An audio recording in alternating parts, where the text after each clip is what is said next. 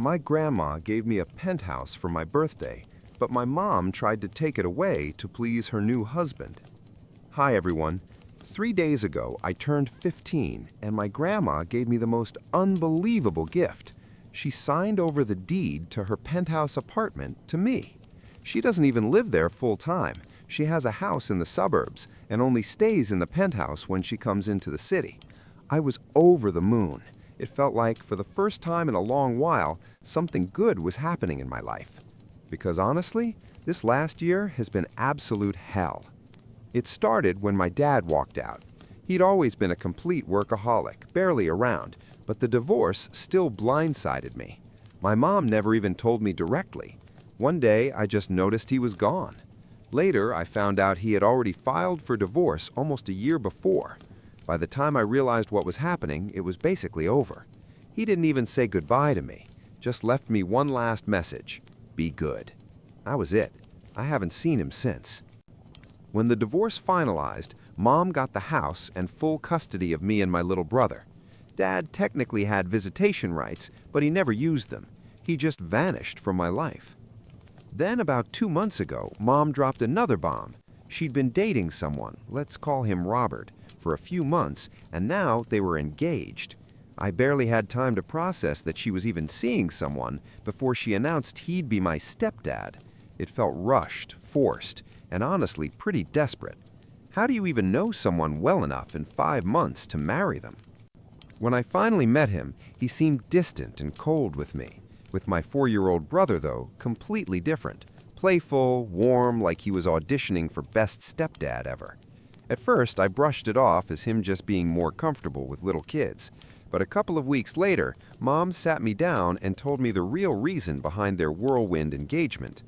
Robert had been offered a new job in another state. They were moving. And here's the kicker. They planned to take my little brother, but leave me behind with my grandma. When I asked why, Mom basically admitted it was Robert's idea. He wanted my brother because he was still young enough to bond with, but me, at 15, I was too old to ever become his real daughter. Plus, apparently, I'd upset him when I said 5 months wasn't long enough to know someone before marrying them. He decided I was stuck in the past and would never accept him, and my mom agreed. She told me I'd be better off staying with Grandma, that it would be easier. I can't describe the pain I felt in that moment.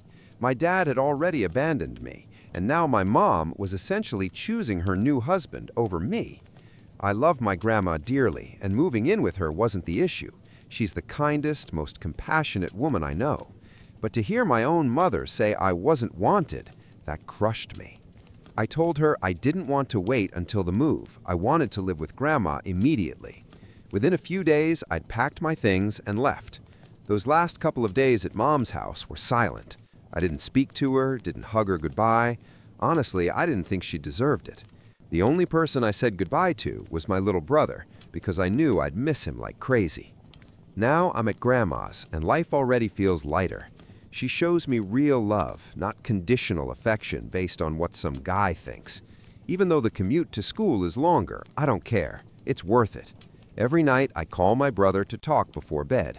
It hurts that I can only reach him through Mom, but I do it anyway, for him. For the first time in months, I feel like I might actually be okay. I don't really talk to my mom anymore. We only speak when it's absolutely necessary. 3 days ago, I had my birthday, but honestly, it wasn't me who organized anything. My grandma secretly put everything together. She found a couple of my close school friends through my Facebook, invited them along with some relatives, and surprised me with a little party at her house. I hadn't expected anything, so it lifted my spirits a bit, especially after how down I'd been ever since Mom sent me to live with Grandma.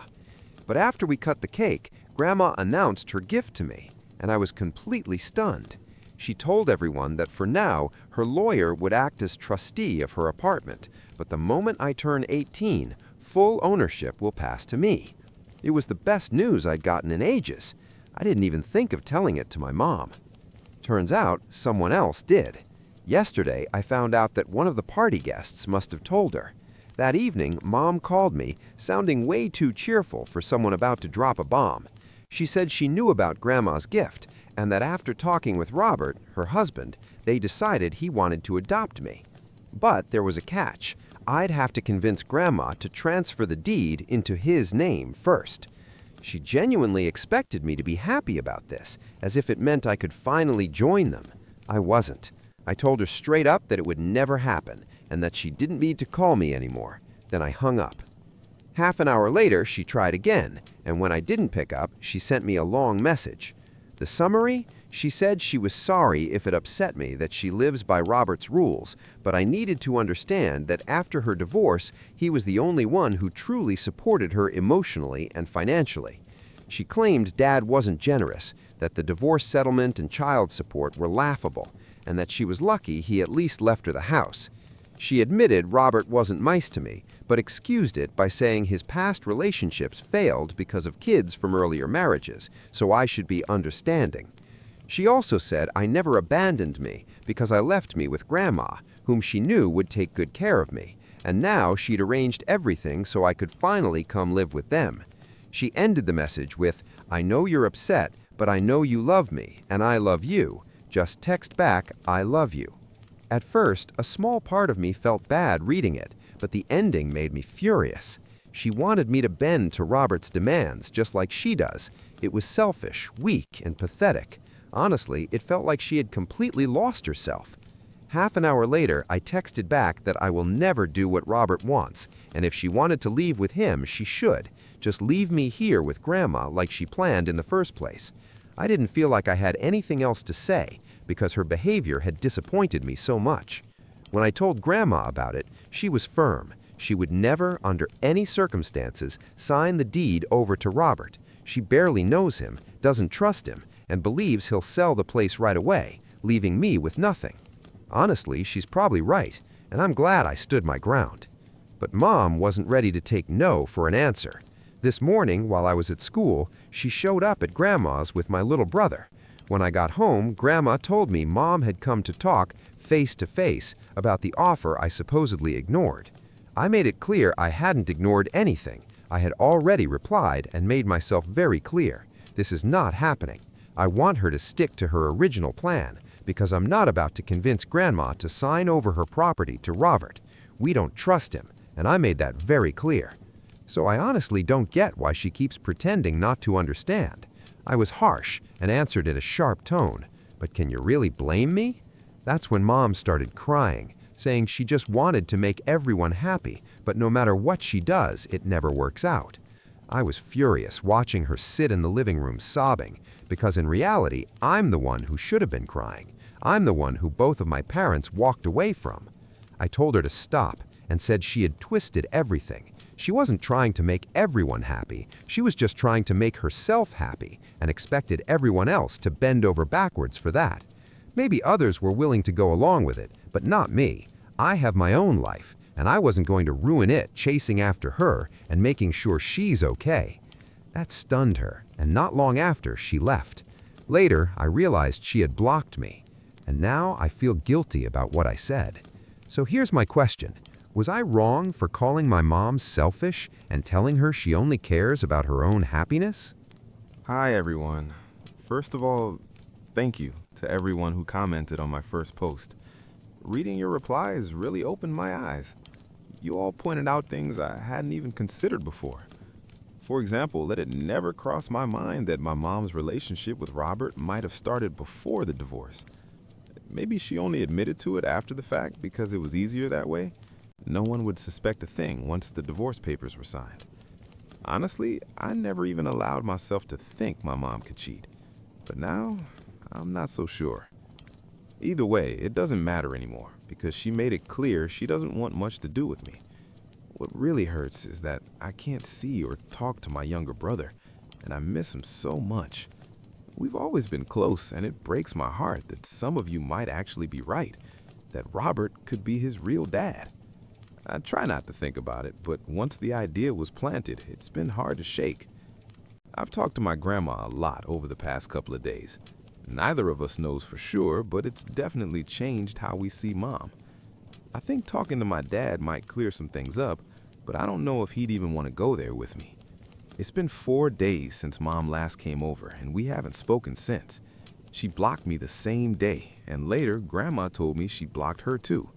That's so ungrateful, especially considering Grandma takes care of me without asking Mom for child support. She doesn't need to, she has her own money.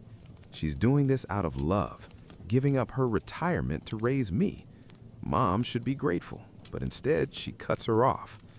I'm just filled with so much anger and so many questions I can't answer. I just hope that one day the truth finally comes out. Hi again. This one's going to be long because a lot happened tonight. My dad showed up.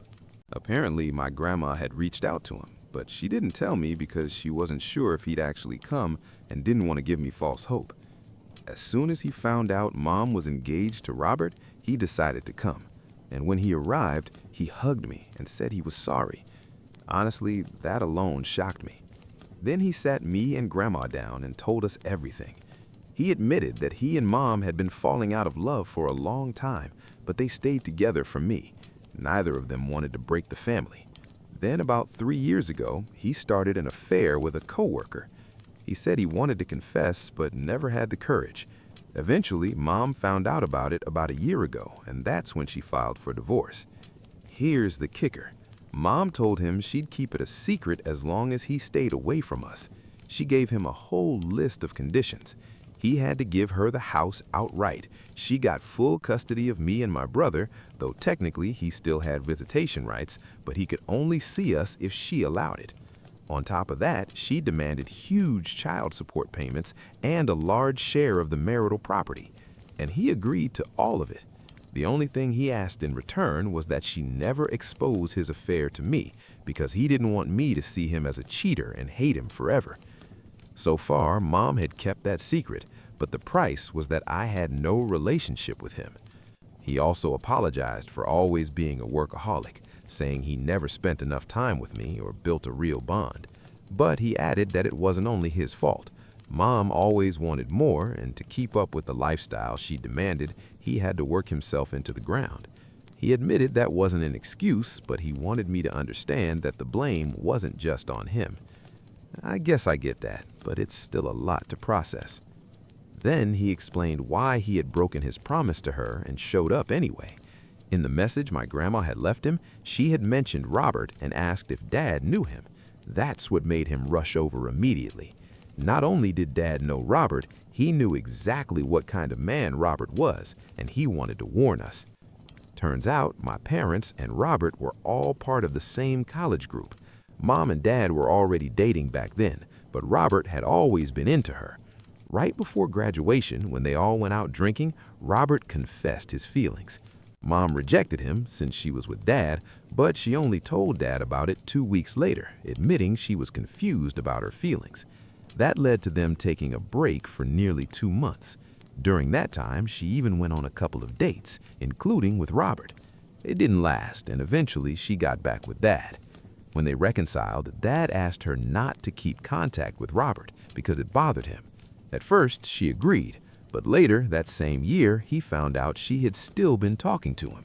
It turned into a huge fight, almost breaking them up. Not long after, Robert actually showed up at Dad's place, and they ended up in a physical fight because Robert thought it would somehow impress Mom. Instead, it disgusted her, especially since she'd already made it clear she only wanted to be friends. After that, she cut him off completely. According to Dad, Robert was always unstable and a pretty awful person. After college, he left town and no one heard from him for years. Dad suspects Mom and Robert reconnected a couple of years ago, since she once mentioned hearing he had moved back.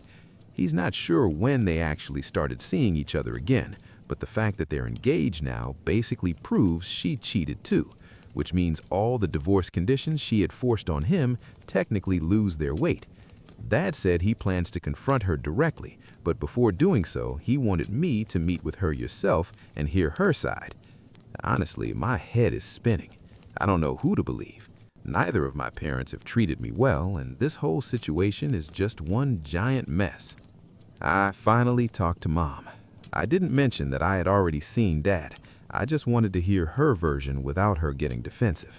Since she had blocked me, the only option was to show up unannounced. Dad had come over 3 days ago, and yesterday I finally gathered the courage to face her. She looked shocked when she opened the door, but she did let me in. Luckily, Robert wasn't home, so we could talk privately. I started by apologizing, though honestly it was just to break the ice so she'd actually open up. I told her I was struggling to accept Robert so quickly after the divorce, and that's why I'd been acting the way I did. Then I got to the point. I said that the timing of everything felt way too convenient, like it was just too neat that she suddenly met this perfect guy right after her marriage ended. That would have been the perfect chance for her to admit she had known Robert back in college, but she didn't. She just said she was lucky to run into him again. That was it. But I already knew Dad wasn't lying about them all knowing each other in college, because he has photos. The only thing I was still not sure about were the finer details of his version of events. The moment Mom flat out lied to my face about never knowing Robert before, I realized who I should believe. But then she made it even worse for herself. She admitted she had no intention of ever telling me the truth, and the real reason she rushed into an engagement and moving in with Robert was because she wanted to erase everything connected to my dad, to wipe him completely out of her life. And then she went further. She told me about his affair, the very secret Dad had sacrificed everything to keep from me, the one she promised never to reveal. That was the breaking point. I didn't see any reason to keep talking. I just told her we'd see each other again sometime, and I left. As soon as I walked out of the house, I called my dad and told him he could do whatever he needed to do now, because I finally knew the truth. He hadn't lied to me. Mom had. So now she'd finally face the consequences. I'm not saying my dad suddenly became a saint or that all his mistakes are forgiven, but compared to Mom, he's not nearly as awful. Hi again. A lot has happened since my last post. First, a question that's been eating at everyone, including me: is my brother actually my dad's son? The answer is yes. After Dad confronted Mom, they did a DNA test last month. Thankfully, it confirmed that my brother is his biological child. That gave Dad the confidence to go after full custody. Since I'm 15, I can officially declare that I want to live with Dad, and that will be taken into account legally. That being said, I'm still living with my grandma for now. Even though Dad is trying hard to make things right, there's still a lot between us we need to work through. I feel safest here with Grandma, and I'm not ready to move back in with him yet. Mom, of course, was furious when she realized my visit had been all about finding out the truth about her and Robert. She unblocked me once just to curse me out, then immediately blocked me again. We haven't spoken since. As for Robert, well, he dumped Mom almost as fast as he got engaged to her. Turns out, the whole time he was stringing her along. He lied about having a job offer. His actual plan was to try to worm his way into his uncle's failing business and live off Mom's money. That's also why he was pushing her to convince me to sign over the apartment Grandma had gifted me. They'd been together for 2 years, and all along he was just playing her. So now Mom's been scammed, dumped, and humiliated. Instead of admitting her mistakes, she goes around whining to her friends about Robert, not realizing they all laugh behind her back. That's actually how Dad found out the truth. Her friend spilled it. And honestly, I'm grateful. Grateful that Mom chose to push me out of her life the moment Robert told her to. It hurt at first, but now I see it was a blessing. So here we are. Dad and I have agreed to try to rebuild our relationship. He's promised to do better and be the kind of father I needed all along. And once he gets full or at least joint custody of my brother, we'll try to piece together some version of a family again. I don't know if we'll ever be a normal family, whatever that even means anymore, but maybe we can at least be a happy one. And for now, that's enough for me. The lawnmower theft. A guy from a lawn care service stole my lawnmower and disappeared. I occasionally hire local workers through a third-party app to mow my lawn. I've never had any issues, until recently, when I decided to mow it myself and realized the mower was gone. I usually keep it on the back porch. After checking my security footage, I was shocked to see the last guy I'd hired stealing my brand new mower, the one I'd only used twice, and trying to sneak it out through my neighbor's yard. The idiot must have thought my camera had a narrow angle. I reported it to the service, and they confirmed it was theft. They told me I needed to file a police report so they could help track the guy down and recover the mower. Update 1. The company gave me the thief's direct contact. His excuse? He claimed he thought the mower was broken and decided to help me out by removing it as junk, assuming that's why I hired them. Now he says someone stole his trailer with my mower inside it. I'm currently on the phone with the sheriff, filing a report. The sheriff said the amount qualifies as grand theft since it's over $500. He contacted the guy and gave him 24 hours to either return the mower or pay the full cost. Otherwise, it becomes a criminal case and a warrant will be issued for his arrest. Small-town sheriffs don't mess around. I also posted the theft video on the neighborhood app next door. Someone messaged me saying they knew his mom and sister and would reach out to them. A few others even found his Instagram. Update 2. Things are getting wild. Someone shared the next door video on Facebook, and now people who know the guy personally are clowning on him. Apparently, he'd been pretending online to be a successful entrepreneur and self-made influencer, and now everyone's tagging him under the stolen mower post. I honestly didn't want to ruin his life. I just wanted my mower back. But then his mother contacted me, begging me to remove the video because it was hurting his business and reputation. I couldn't help but laugh. I told her exactly what my next steps were and explained that fixing her son's mess wasn't her responsibility. I sent her the invoice so she could forward it to him. He still had 23 hours left. After that, arrest warrant. Then he deleted all his social media accounts. Every tag turned gray. It's 9:47 p.m. now. I'll call him at 7 a.m. to see what he plans to do. Honestly, I doubt this ends well. Update 3. Woke up to 36 missed calls between 1 and 4 a.m. Thank God for Do Not Disturb mode and spam blocking.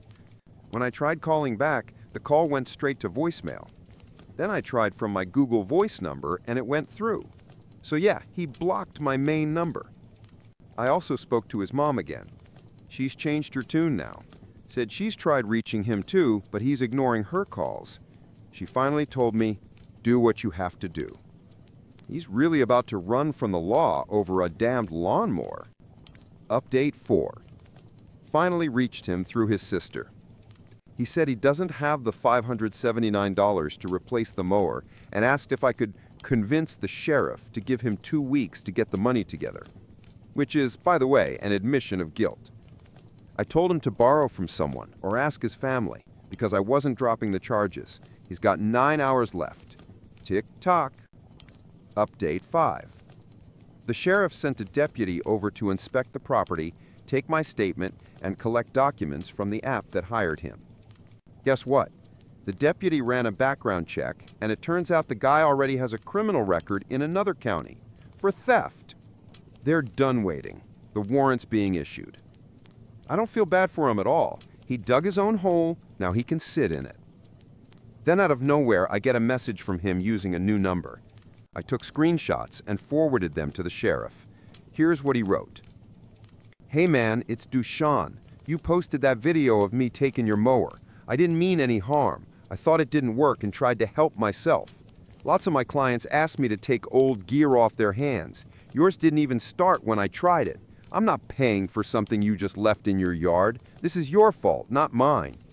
And about that sheriff thing, I've got a great lawyer. God's on my side. You act like it's the end of the world, but I'll rise again. Good luck, bro. Yeah, the dude has completely lost it. I stopped responding altogether and forwarded the messages to his mother and sister. He seriously needs help. Then he sent another text. You think this is a joke, man? I don't care about you or the cops. It's all a game to me. People like you always try to bring down guys like me when we're rising up. You'll never understand my hustle. I live this every day. I could buy 10 lawnmowers if I wanted. Yours was trash anyway. Can't even afford a John Deere like a real man. You're a clown. Always will be. That's probably the last update, unless the sheriff tells me he's been arrested. If that happens, I'll post his mugshot. For now, I just bought a new mower. an electric one I can keep inside the house this time. Thanks to everyone for the support, jokes, and laughs. You honestly helped me stay sane through this mess. Final update. The sheriff called. The arrest warrant is active. If his plates get scanned or he's pulled over, he's done. Police don't have his current address, only his mom's. But I gotta say, the sheriff's office handled this incredibly fast. Not sure if I should tell his mother. Oh, and I treated myself today. Bought a new electric mower with a leaf blower, trimmer, and quick charger. It's quiet, clean, and stays in my garage. A corporate lawyer friend read the service's terms and told me I have a solid case. He's taking it pro bono. He even thinks the company will settle out of court to avoid bad publicity. And get this, someone said the thief is in Texas now. Looks like the guy really ran off over a lawnmower. My boyfriend tried to put my dog to sleep. I'm 23 years old, and I had been dating my boyfriend, Jay, for 3 years. We lived together in a rented apartment, and overall, everything seemed perfectly normal. We didn't have any serious conflicts, which is why what happened came as a complete shock to me. On Friday morning, Jay left for the other side of the country to help his family. That same day, while I was at work, I unexpectedly received a call from my former college roommate, Bob.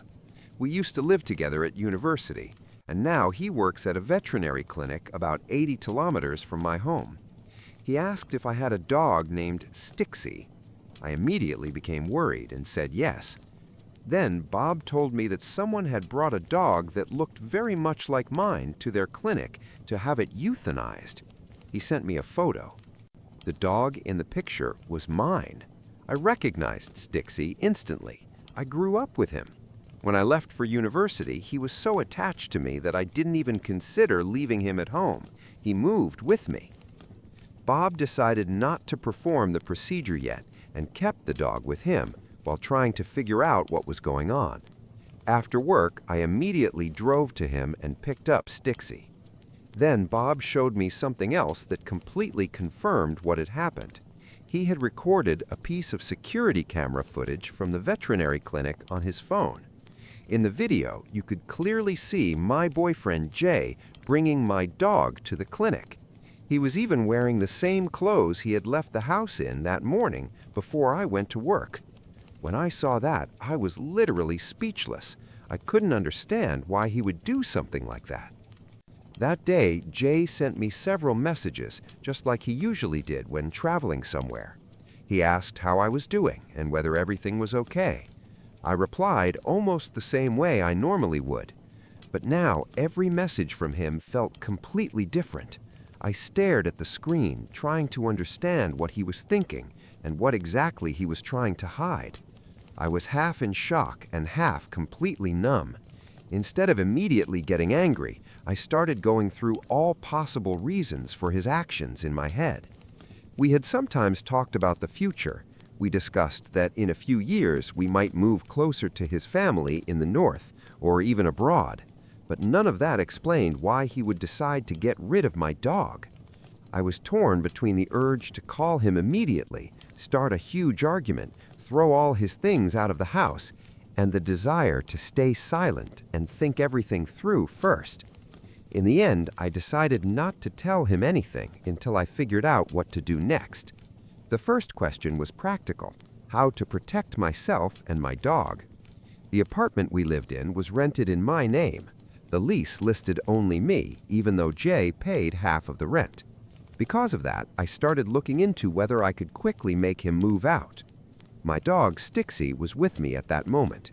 He's 11 years old. He's gained a bit of weight and moves slower than he did when he was younger, but overall he's healthy. I called a coworker and told her what had happened. She immediately offered to help and even came over to my place so I wouldn't have to be alone. We talked for a long time and discussed the best way to handle things when Jay returned. After that, I started looking into the legal details. It turned out that since only my name was on the lease and we had no written agreements with Jay, he was not officially a tenant. That meant getting him out of the apartment would be much easier than I had originally thought. We decided that when he came back, I wouldn't be alone with him. There would be people in the house to support me. When Jay finally returned, the conversation started with lies. At first, he pretended to be surprised and said he didn't understand where Stixie had gone. He even offered to help look for him. Then he insisted that he knew nothing about anyone taking the dog to a vet to have it euthanized. When he was shown the security footage, he started making up new explanations. First, he claimed that Stixie had supposedly been hit by a car and that he only wanted to end his suffering. But when a living and completely healthy dog was standing right in front of him, that story fell apart too. Then he started getting tangled in his own words and excuses. At one point, the situation became so absurd that he even said, "Maybe I should have put you to sleep instead." After that, any conversation lost all meaning. Together with my coworker and her partner, I told him that he was no longer welcome in the house and that he needed to take his things and leave. Fortunately, he didn't start a scene and eventually left on his own. I never received any logical explanation for why he tried to get rid of my dog. The only thing left after this whole story was the realization that the person I trusted for 3 years of my life turned out to be nothing like the person I thought he was. And Stixie stayed with me, alive and healthy. Dog. My husband's daughter from his first marriage tried to claim his house through a will, but court revealed the most terrifying truth. I'm 45 years old. I've been married to my husband, Michael, for 10 years now. He's 50. We were both in our early 30s when we first met at a local art gallery. We were standing in front of the same painting and started talking about it. It felt like instant connection, the kind where you feel like you've known someone your whole life. Michael asked me out, and the more time we spent together, the deeper that feeling became. I'm the oldest of 3 children. My family never had much money. We survived, but luxuries were rare. Fast food was something we only had on birthdays. Our father taught us early on that hard work was the only way forward. I studied relentlessly, worked my way into college on my own, and even modeled part-time to support myself. By graduation, I had no student debt. I kept climbing professionally and was working as a junior lawyer when Michael and I met. Michael's background was very different. His family was financially comfortable. His father had a well-paid position with strong benefits, so money was never a concern for them. His parents paid for his college, and thanks to his father's influence, Michael landed an internship at the same company. From there, he built his own career through genuine effort and dedication. Despite our different upbringings, we bonded deeply over a shared love of art and music. That's what brought us together. Michael has a daughter from his previous marriage, Candace. From the very beginning, she disliked me. She was distant, cold, and avoided conversations whenever we were in the same room. It felt like she blamed me for her parents' divorce, even though I met Michael long after it was finalized. I understood her pain and tried to give her time and space. For context, Michael and his ex-wife, Amelia, were married only 3 years. They met in college and married young. After the wedding, everything changed. Amelia stayed home while Michael worked long hours. One day, Michael returned early from a business trip and found Amelia in bed with his best friend, Tom. In a single moment, he lost both his marriage and his closest friendship. Devastated, Michael filed for divorce. The process was brutal. Amelia fought aggressively to keep the house, even though it legally belonged to Michael. The conflict escalated into a bitter custody battle over Candace. Because of Amelia's infidelity, the court ruled against her claim to the house, but granted shared custody so Candace could maintain a relationship with both parents. Amelia never forgave losing the house. Over the years, she filled Candace's head with resentment toward her father. Michael chose not to tell his daughter about her mother's affair, trying to protect her from the truth. I learned all of this early in our relationship. Michael wanted complete honesty, and I respected that deeply. At one point, Michael invited Candace to join us on a trip to Africa, hoping it would help us bond. I truly believed it might change things. Unfortunately, it was a disaster. Candace was hostile the entire trip. She snapped at me constantly, had angry outbursts, and hurled insults whenever I got close to Michael. She called me a gold digger more than once. Michael scolded her, but she only smirked, making it clear she had no intention of accepting me. Despite everything, our love was strong. After a whirlwind romance, we got married. It was a small ceremony with close friends and family. Candace and Amelia were invited. Neither showed up. The first years of our marriage were wonderful. We traveled often and focused on our careers. I loved my job and had no intention of giving it up. Amelia moved in with Tom after the divorce. Candace lived in an apartment Michael had bought for her and worked as a social media manager at a reputable company. 3 years into our marriage, we welcomed our son, Nick. My pregnancy was difficult, and Candace made it worse. Whenever Michael wasn't around, she made cruel comments about my weight and appearance. She told me Michael would leave me because I was fat and disgusting now. It shattered me. When I finally told Michael, he immediately stopped allowing Candace to visit our home. From then on, they only met in public places to protect my well-being. After Nick was born, we were overjoyed. I chose to return to work after maternity leave, and we hired a nanny to help. Financially, we were comfortable, but my independence meant deeply to me. Candace's hostility only grew after Nick's birth. At family gatherings, she would criticize him, mock him, and intentionally upset him until he ran to us in tears. I could tolerate her hatred toward me, but not toward my child. I banned her from our home entirely, and we stopped hosting family events. As we grew older, Michael and I began thinking seriously about the future. We decided to draft wills to put everything in order. Michael had already bought Candace an apartment, so he named me and our son as beneficiaries of the family home. Candace would receive his savings, investments, and remaining assets. I had my own assets, which I planned to leave entirely to Nick.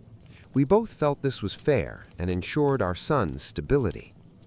When Amelia and Candace found out about the will, all hell broke loose. I don't know who told them, maybe Michael, maybe his parents, but their reaction was explosive. Amelia called Michael demanding the house, claiming she was his first wife and deserved it. Michael refused. He reminded her that he paid child support, covered Candace's education, bought her an apartment, and would continue supporting her, but the house was meant for his son. Furious, Amelia sent me a long message filled with insults and threats. I showed it to Michael. He told me not to respond and to block her immediately. The next day, Candace showed up at our door, visibly upset. I knew exactly why she was there. To avoid exposing Nick to conflict, I arranged for my parents to pick him up. Once we were alone, Candace made her demand clear. She insisted that Nick and I give up the house because as Michael's first child, she believed it was rightfully hers. Despite my anger, I stayed silent and let Michael speak. He calmly told her that he had always provided for her and always would. Michael assured Candace that he intended to leave her his savings. However, he also had a responsibility toward me and our son. As his wife, securing the family home for us was his way of ensuring our safety and stability. Candace immediately shifted the blame onto me, claiming that I should be the one to do the right thing. I calmly stated that I fully supported my husband's decision, which only made her angrier. She raised her voice and threatened to take me to court. At that point, I had no desire to escalate the conflict and asked her to leave us alone. As expected, a few weeks later, I received a court summons. Candace and Amelia had filed a lawsuit against me over the property. The claim stated that I had married Michael for his money and manipulated him into leaving me the family home.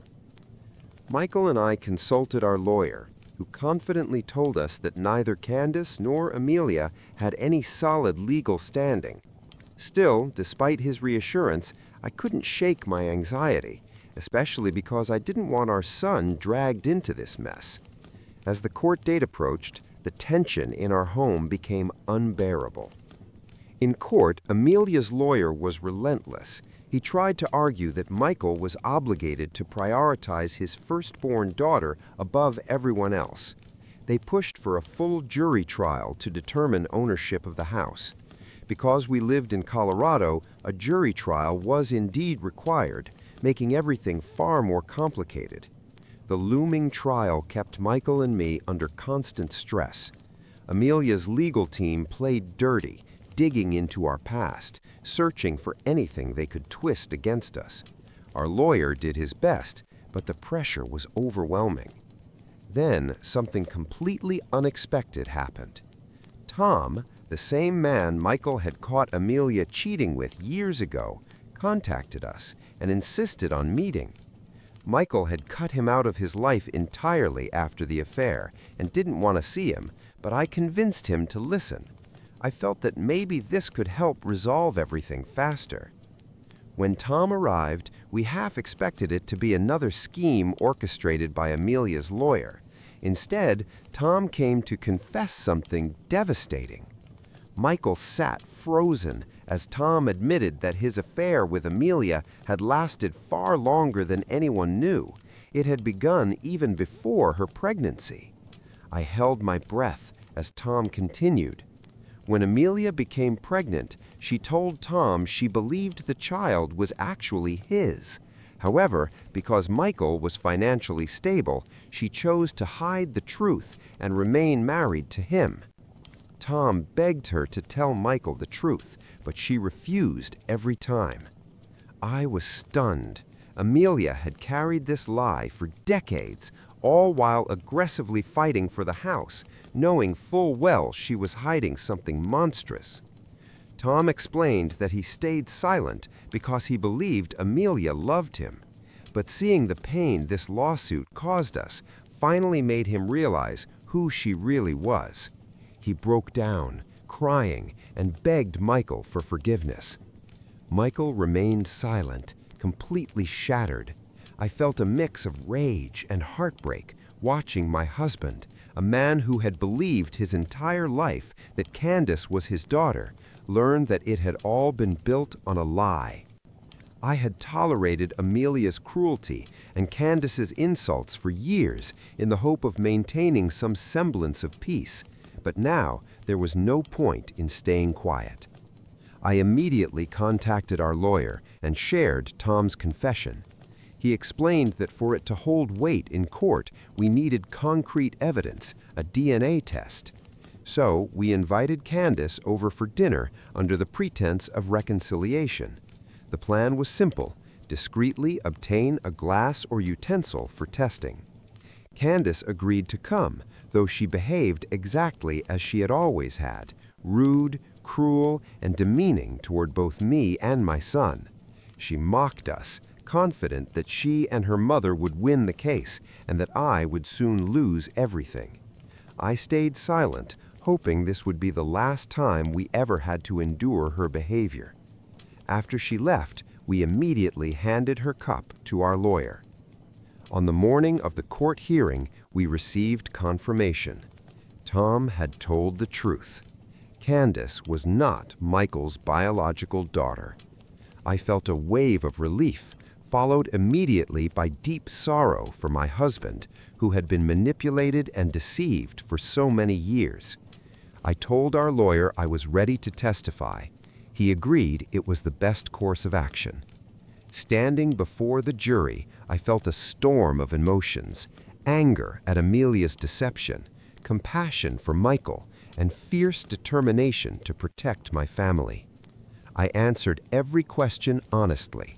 I spoke about my background, my career, and how I had never depended on Michael financially. I described the years of emotional abuse, mockery, and humiliation I endured from Amelia and Candace. Screenshots were presented as evidence. I explained how Candace had refused to attend our wedding and later verbally attacked our son. Then I revealed Tom's confession to the jury, the truth about Candace's paternity and the secret Amelia had hidden for decades. Candace stared at me in disbelief, whispering urgently to her lawyer. Our attorney then presented the DNA test results, confirming everything I had said. I watched Amelia's face crumble as the truth finally caught up with her. Candace looked like her world was collapsing, just as ours had when we learned the truth. The courtroom was silent. Everything was clear. Amelia and Candace had no legal claim left. The jury didn't take long to reach their verdict.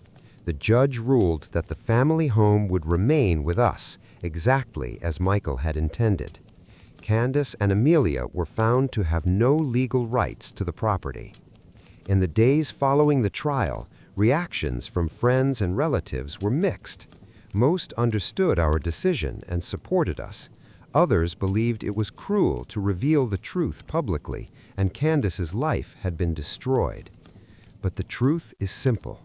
The lies destroyed it, long before we ever stepped into that courtroom. At the very least, I hope this situation became a life lesson for Candace. I truly believe that one day she may understand that this kind of strategy doesn't work. The truth always comes out eventually, and when it does, there are consequences. As for Michael, I think if Candace had treated him with genuine respect and kindness over the years, even after learning the truth about her biological father, he might have chosen to leave her something more. But that bridge had already been burned. Update 1. 3 days have passed since my last update. I read every message and piece of advice. Many people suggested that Candace might have already known about her mother's lie, but I truly don't believe that's the case. I saw her face in court when the DNA results were revealed. That shock was real. Winning the case lifted an enormous weight off my shoulders.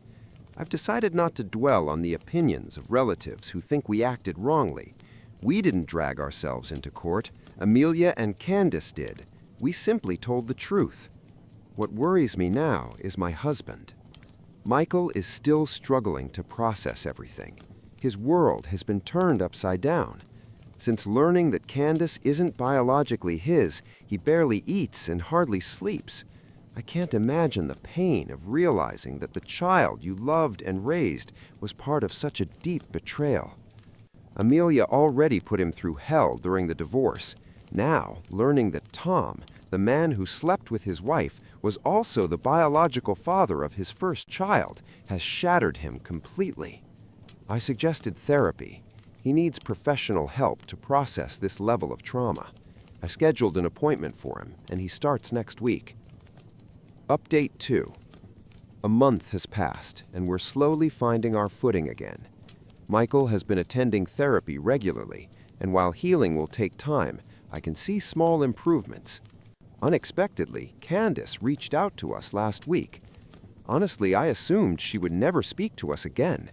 She called to apologize for everything we had gone through. I wasn't sure whether it was genuine remorse or simply anger toward her mother, but I chose not to interrogate her intentions. She admitted she had always been jealous of me, believing that I had taken her father away. She confessed she hated me, something I already knew. For years, she believed her father had betrayed her mother. But during the trial, when the truth came out, and it became clear that Amelia was the one who cheated, Candace realized she had been living a lie her entire life. She begged Michael not to leave her. He told her that regardless of biology, he would always be her father. That broke her completely. She cried harder than I had ever seen. She also apologized to me for how she treated me and said she hoped I could forgive her someday. I didn't pretend everything was suddenly fine. It wasn't. I told her honestly that I needed time before I could even think about being in the same room with her. Right now, my priority is my own family, my husband and my son. During the court battle, my child didn't get the attention he deserved. I'm planning a quiet family vacation to help us heal and reconnect. If anything else happens, I'll update again. Update 3. 3 months passed with no contact from Amelia until she showed up at our door. I hesitated to let her in, but I didn't want a public scene with neighbors listening. We made it clear that any outburst would result in the police being called. She came in tears. Tom had left her. He told her to move out by the end of the month and made it clear he no longer wanted to marry her. She had nowhere to go. She wanted to move in with Candace, who had absolutely refused. We learned that after the trial, Candace completely cut off contact with her mother, blaming her for years of manipulation and lies. Amelia came to us, hoping we would convince Candace to let her stay. Before I could even respond, Michael finally snapped. For the first time, I saw him truly lose his composure. He told Amelia that the apartment was bought solely for Candace, and only Candace had the right to decide who lived there. He reminded Amelia that she had never apologized for the affair and now expected help. He said he was glad Tom had finally seen her for who she really was and walked away. Amelia tried to justify herself, saying she was afraid of being thrown out while pregnant if she had told the truth back then. I couldn't listen anymore. We gave her a chance to speak, but there was nothing left to say. I asked her to leave. After she left, Michael contacted Candace to warn her if her mother moved in, getting her out later would be nearly impossible. Candace assured him that would never happen. She planned to change the locks and formally tell her mother she was done. As for me, I'm exhausted beyond words. Recently, Michael and I have been seriously discussing selling our house and moving to another state, leaving all of this behind for good. For the sake of our son and our marriage, we need peace. The decision isn't easy, but after Amelia's visit, it became clear that she would never stop trying to insert herself into our lives. Michael agreed. His job allows him to work remotely, and I'm willing to start over at a new firm if it means a healthier future for our family. Next month, we'll begin the process of selling our home. If all goes well, by the end of the year, we'll be starting a new life somewhere far away from all this toxicity. It's time to close this chapter and finally move forward. I stopped a kidnapping while delivering pizza. I work as a pizza delivery driver, and one night turned into one of the strangest and most intense experiences of my life. It was a crazy shift, non-stop orders driving all over the city without a single real break. I had been drinking water all evening because of the heat, and of course, I didn't make time to use the restroom. By the time I got close to my next delivery, the urge hit me like a truck. Luckily, I was nearly at the customer's address. I thought I'd drop the pizza off quickly, then deal with the problem. But when I pulled up, things immediately felt wrong. I'd been to that neighborhood before, even that house, but this time all the windows were dark, not even the glow of a TV inside. The entire street was eerily quiet. This was a college area, so sure, not many students were around in July, but still, somebody had ordered this pizza. I wasn't about to step out of the car and walk up to a pitch-black house. It was around 9:30 p.m., still hot outside, even though the sun had set hours ago. My car's AC barely worked, and the pizza boxes weren't helping. I called the number on the order. At first, all I heard was heavy, uneven breathing, then a shaky, "Hello?" I tried to keep it professional. "Hey, I'm outside with your pizza, but it doesn't look like anyone's home." The voice gasped, I'm not there. Not yet." Annoyed, and very distracted by my full bladder, I snapped back harsher than I should have. "Well, if you're not here, I'll have to cancel the order. You were supposed to pay cash. Next time, plan better." Almost immediately, I regretted it. The voice grew clearer. It was a young woman, maybe in her early 20s. Out of breath, she explained, "Oh my God, I was running home. I almost didn't hear you. I just switched off my AirPods. Is this better? I lost track of time at work, but I knew you'd be coming, so I'm literally sprinting back right now. Please, please don't leave. I'm starving and I don't have a car. Just 5 minutes, I promise." Hearing her voice jogged my memory. I had delivered here before, and she was always polite. Now I felt like a jerk for barking at her. I told her it was fine, that I'd wait, and hung up. But the bathroom situation was reaching emergency levels. No trees, no hidden corners. and like an idiot, I had tossed out an empty bottle earlier. The only option was the row of bushes by her front walkway. No lights outside, no one around, my car parked across the street, and thankfully, my job didn't require a uniform. I figured I'd be quick and no one would notice. I hurried to the thickest bush right near the front door, unzipped, and finally started to relieve myself. But almost immediately, I realized something was off. The sound wasn't right. It wasn't hitting dirt. It was solid. Before I could process it, a muffled male voice barked, "What the hell?" And a man suddenly burst out of the bush.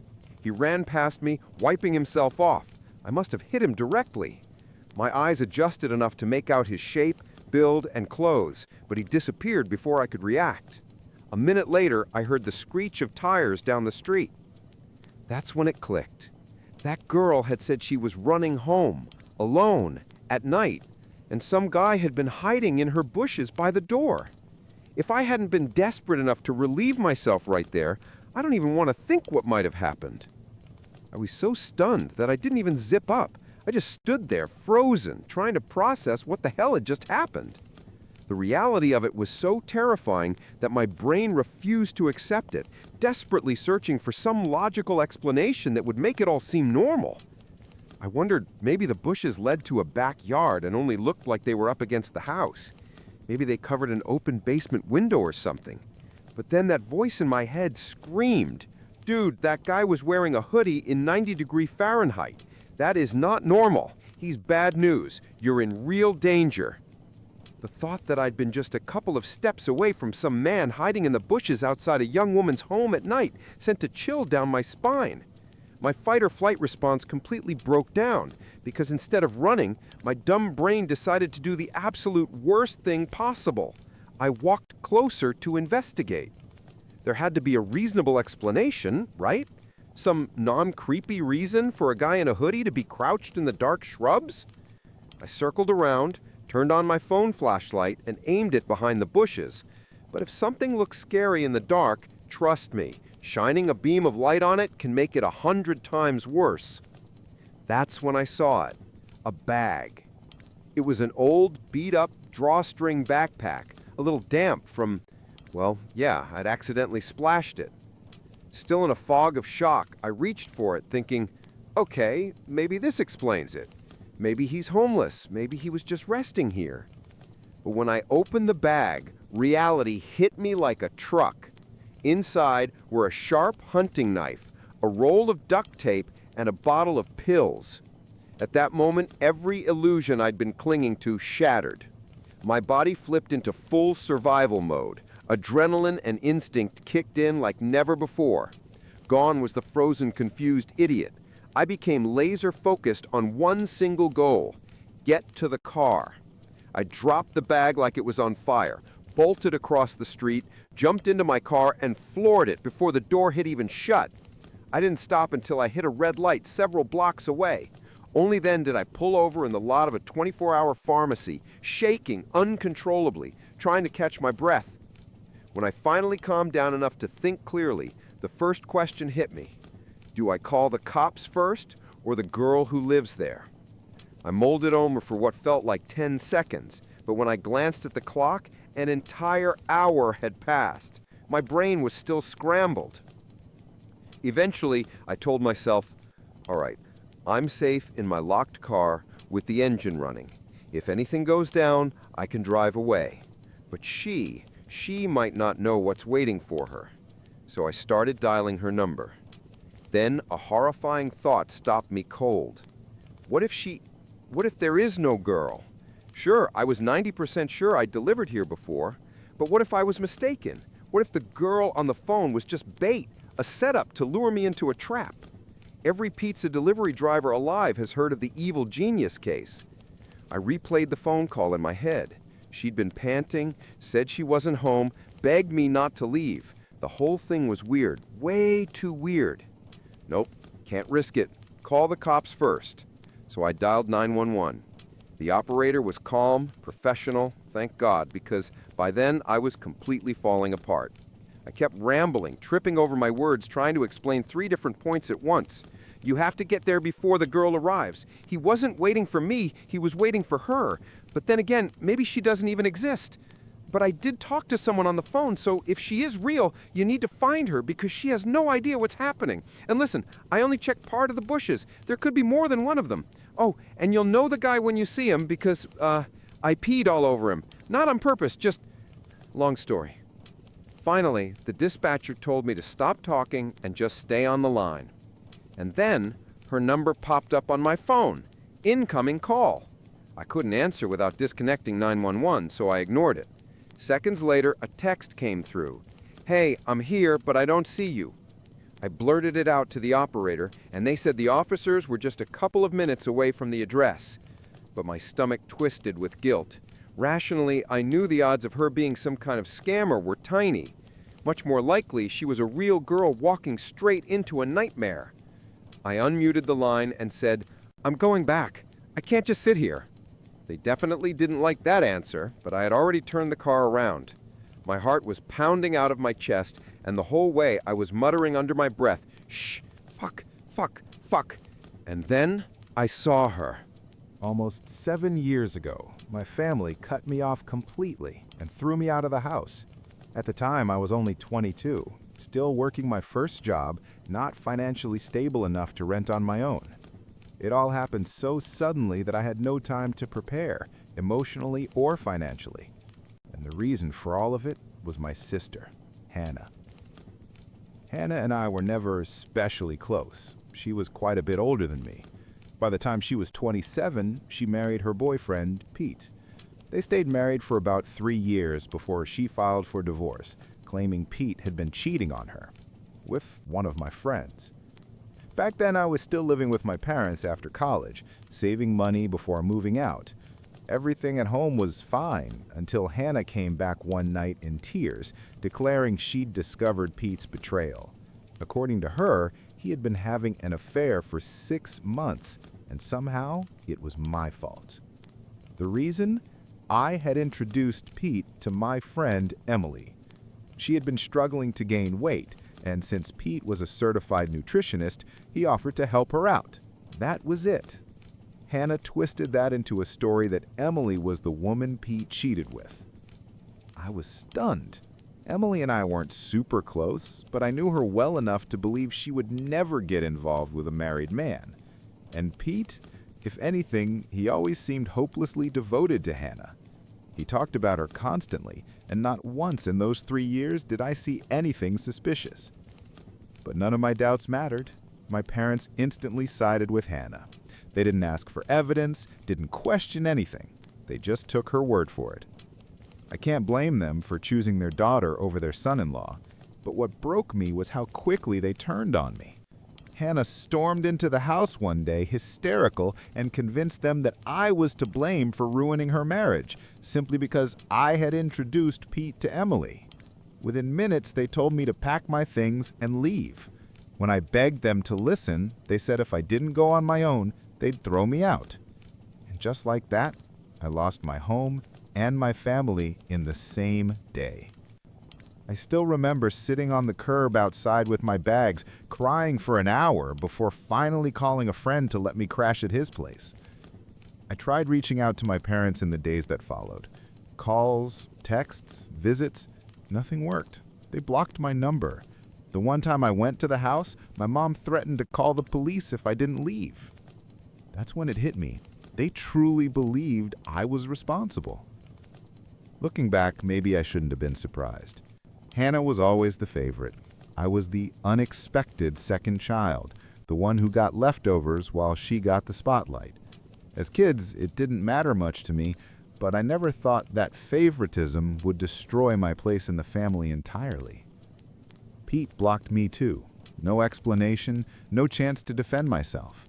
And Hannah moved back in with my parents, making it impossible for me to even try talking things out. The only person left who might know the truth was Emily. We weren't close, but I reached out anyway. And when I explained what Hannah had accused me of, she was horrified. She swore nothing ever happened between her and Pete, that their interactions had been strictly professional. To prove it, she even told me about her long-term boyfriend, They were already talking about marriage. She showed me photos of the two of them together. Her explanation made infinitely more sense than anything Hannah had said. Deep down, I already knew Hannah had lied, probably to cover the real reason for the divorce. But without any proof, I was powerless. My family had made up their minds, and I was left alone. Back then, all I wanted was to reconnect with my family. Despite everything they had done to me, I still missed them terribly. But as time passed, I had no choice but to adapt. I found an apartment, poured myself into work, and tried to build a life. Bills had to be paid, and keeping myself busy was the only way I knew how to cope. It wasn't easy. The pain was overwhelming. But slowly, I taught myself to move forward, with or without their support. Years went by, and life began to change for the better. I moved out of that tiny apartment into something much nicer, built a stable career, and just last week, I proposed to the woman I've been dating for 2 years. She said yes. But the real turning point came shortly after my engagement.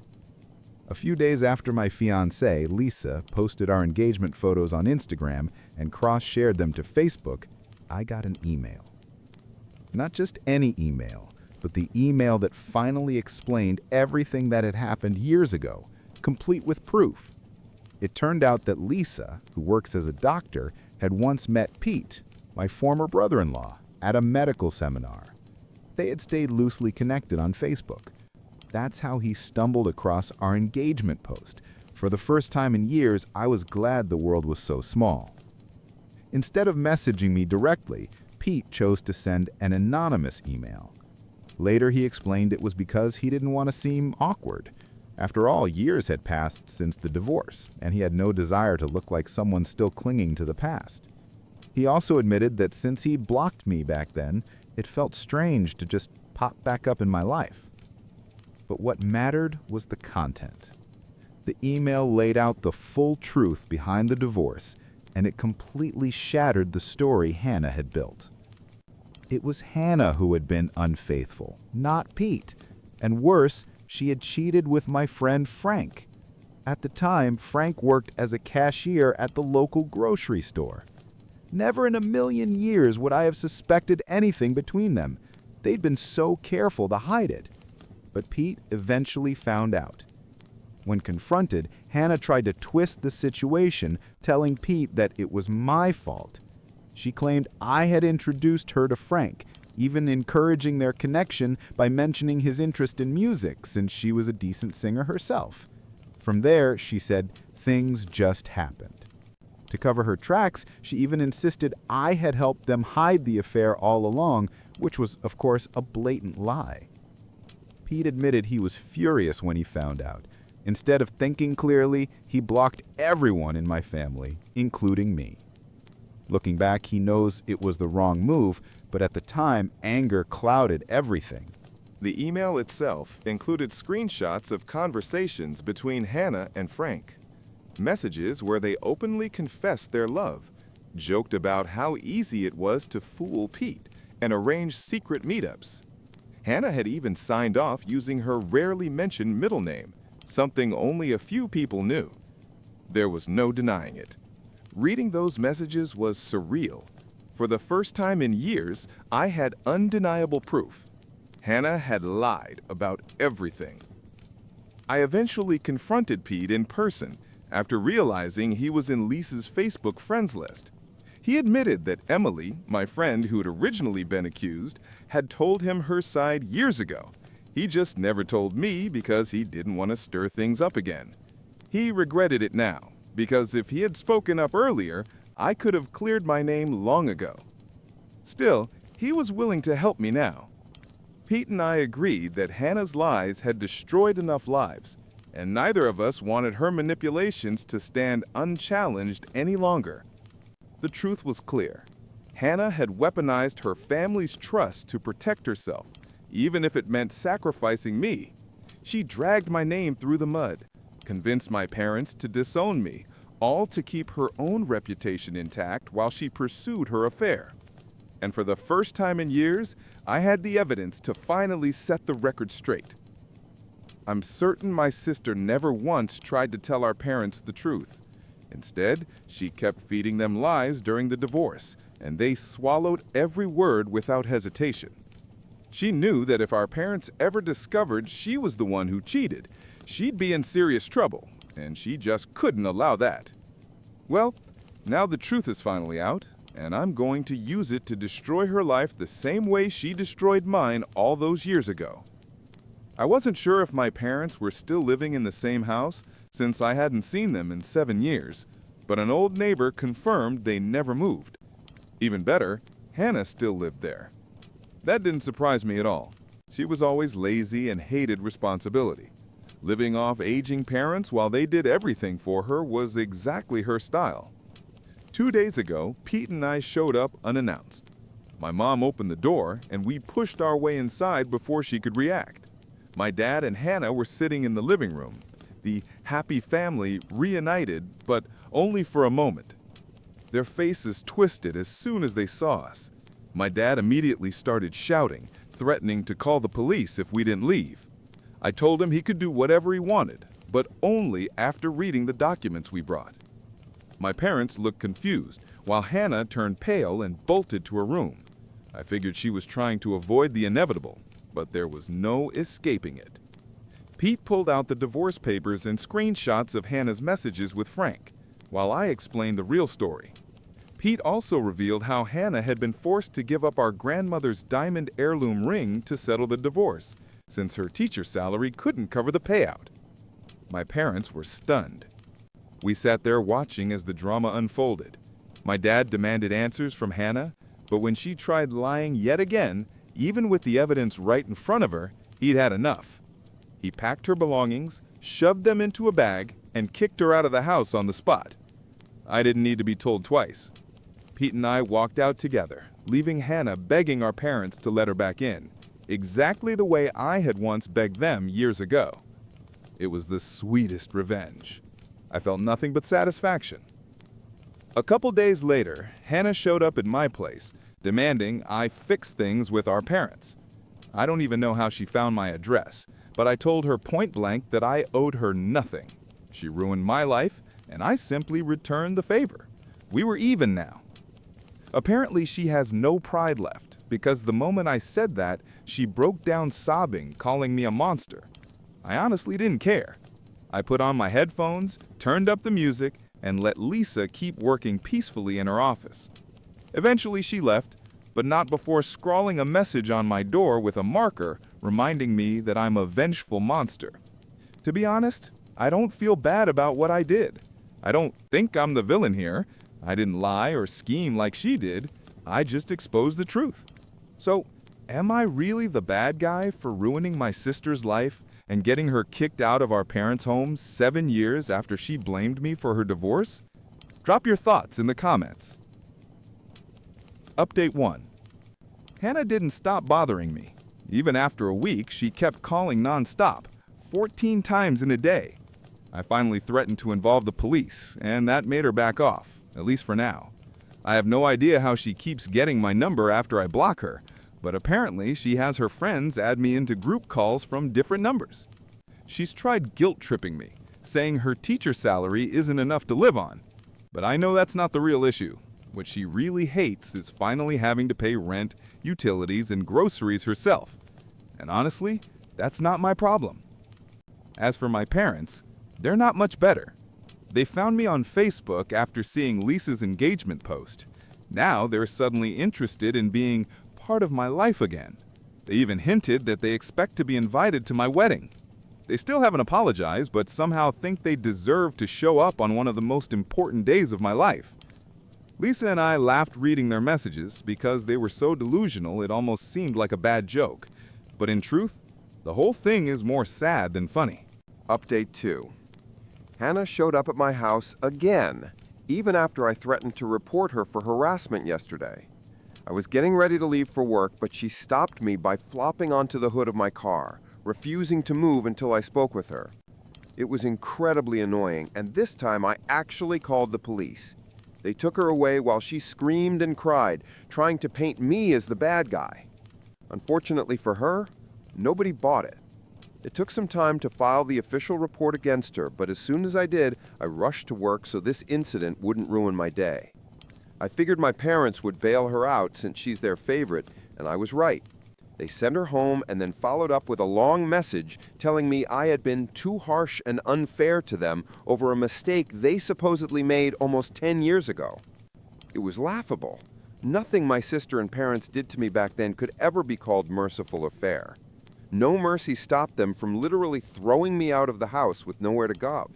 So now, I see no reason to offer forgiveness or kindness. I messaged my parents saying that after all these years, they had lost any right to tell me what I can or cannot do, and that they should stop deluding themselves. I haven't blocked them yet, had to check the message first, but I will soon. Hopefully then, I can finally cut that whole family out of my life for good. Update 3. I just got home from work, checked my socials, and saw that my parents sent me another long message.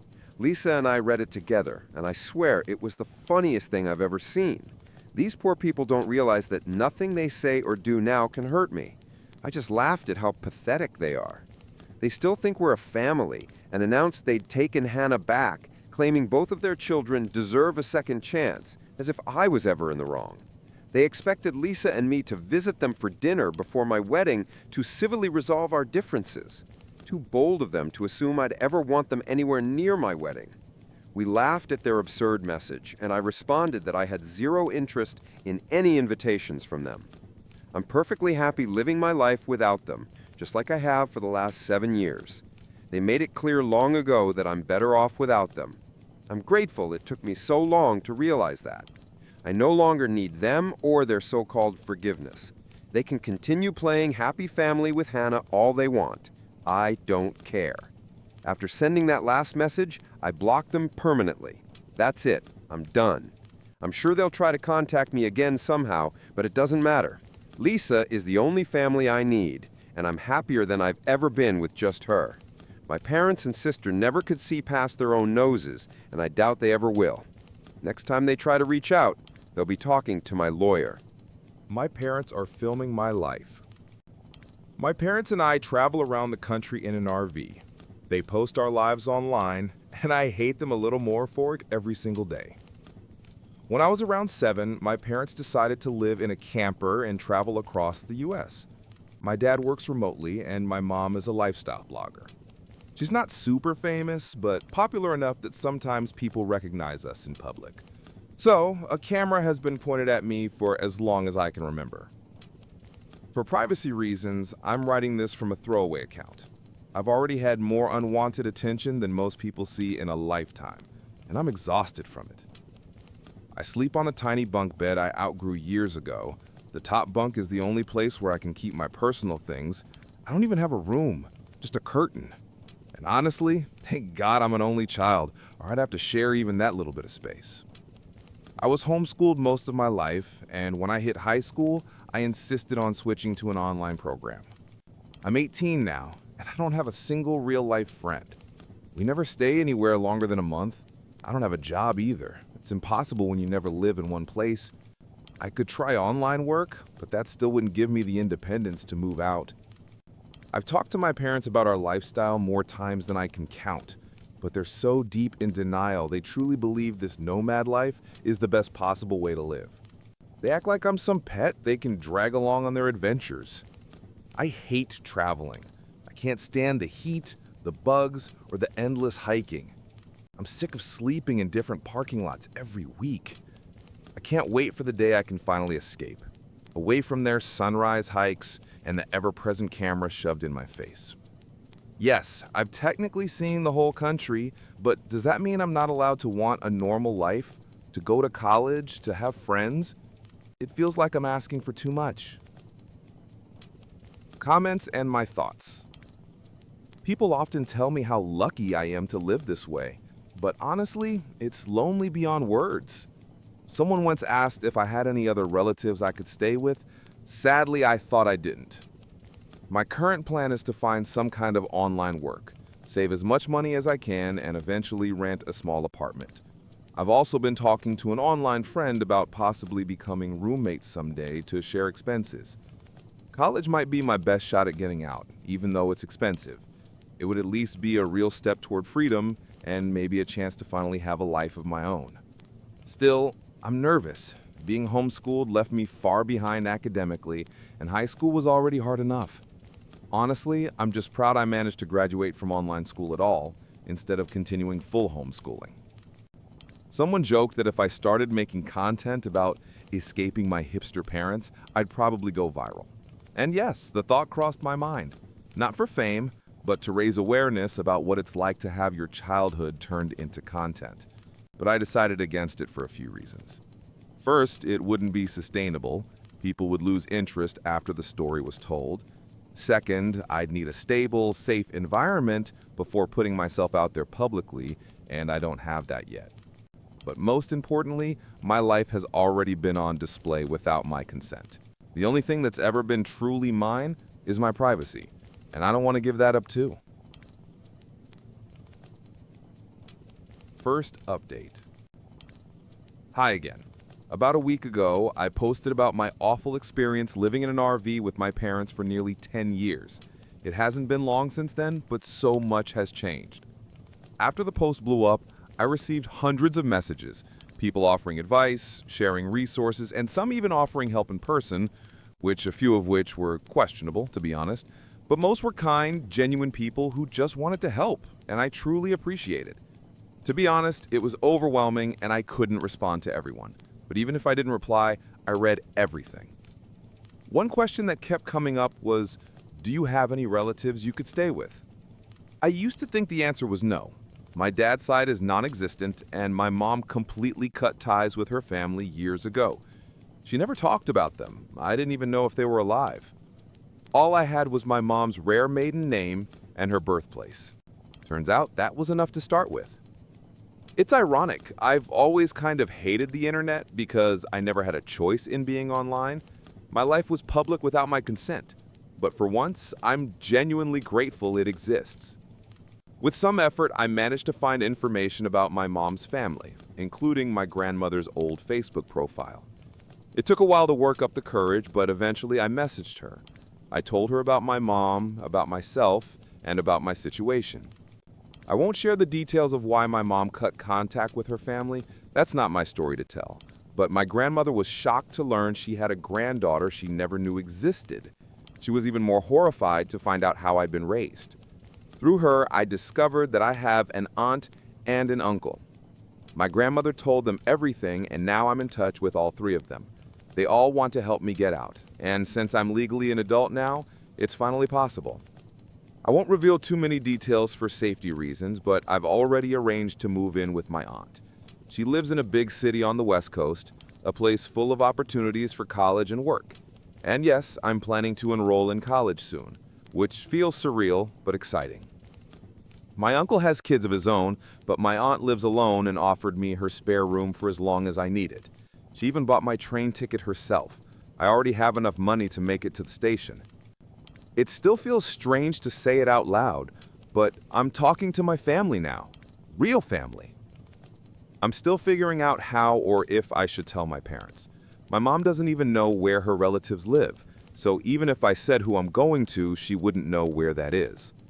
Some people suggested that if I decide to leave without telling them directly, I should leave a note or a short video explaining that I left willingly, just in case they make it sound like I was taken. That's probably what I'll do. Funny, isn't it? After all those years of being filmed, I might end up recording a video from myself, the only one that actually matters. As for my mom's content, I've been keeping quiet whenever the camera's on. Thankfully, neither of them has noticed anything unusual yet. Before I end this, I want to make one thing clear.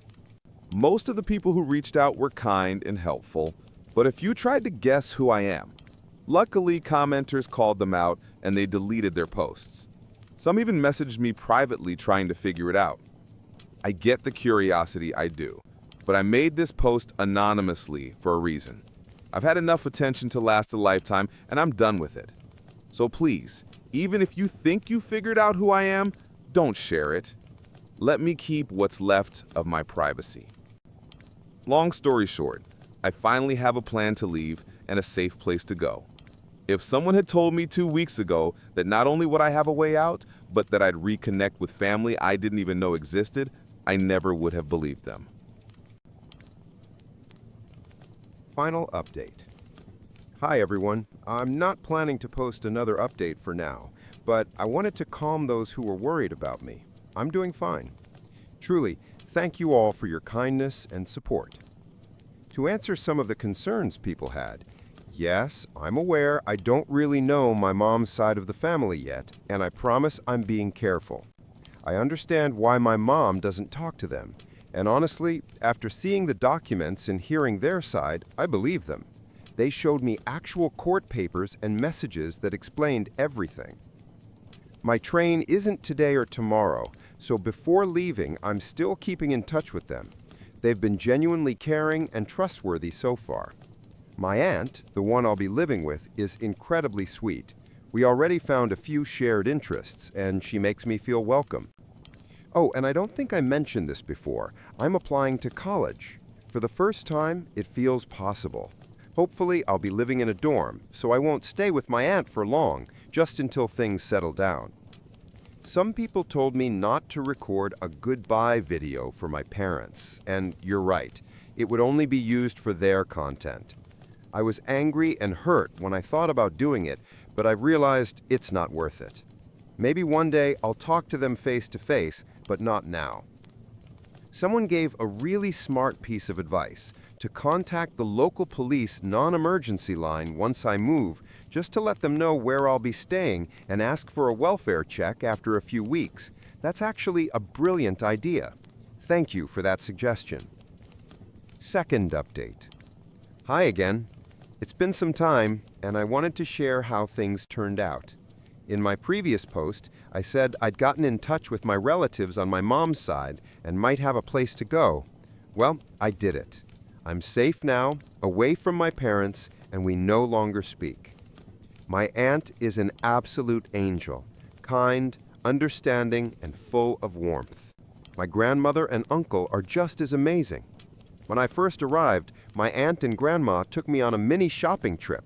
Clothes, room decor, everything I could possibly need. And yes, I finally have my own room.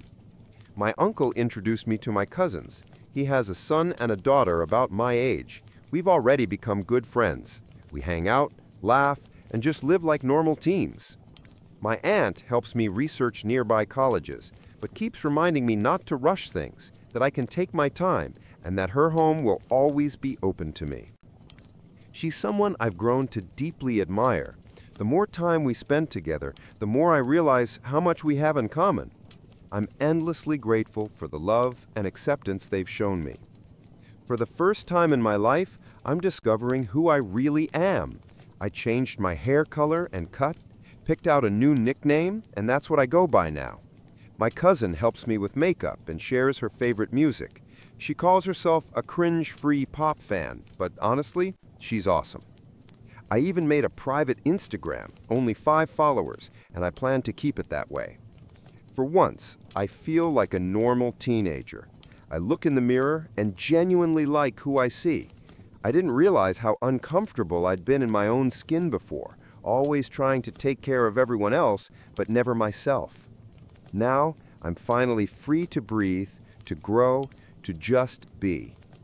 I've started seeing a therapist, and she suggested writing this update as a way to close the past chapter of my life, to let go, and to move forward. This will be my last update. I want to live my life, enjoy my future, and keep my personal space. Many people ask me to share more about my childhood or everything that happened, but I'm not ready. This is my story, and I decide what to share. For the first time, I have control over who knows what about me, and I'm not giving that up. I'm truly happy now. I'm safe, I'm making plans, thinking about my future, and discovering who I am beyond the image my parents created. Thank you all for your kindness, advice, and compassion. Goodbye, and thank you for helping me get here. My boss demoted me, but still expected me to work just as hard as before. This happened a couple of years ago, but first I need to give a little background to set the scene. I grew up in a pretty poor family in the southern US. Despite that, I studied like crazy and earned a full scholarship to one of the top universities in the country, maybe even the world. I'm not trying to brag, it's just the truth. I realized early on that I absorb information fast, and it helps me work efficiently. And thanks to years spent collecting cans for money and working outside with my dad all day, I developed stubborn persistence and a strong work ethic. Being the oldest of 6 children, growing up in poverty also taught me to read people, their intentions, small cues, everything between the lines. In short, I was practically built for malicious compliance. After graduating from a great university, I moved back home to be close to my family and start my career. I also didn't care much for the Northeast, where my university was. It felt too gray and cold to me. I started with a crappy job just to get my foot in the door, then briefly worked at a startup. Eventually, I landed a position at a local government agency, earning almost double what I made before.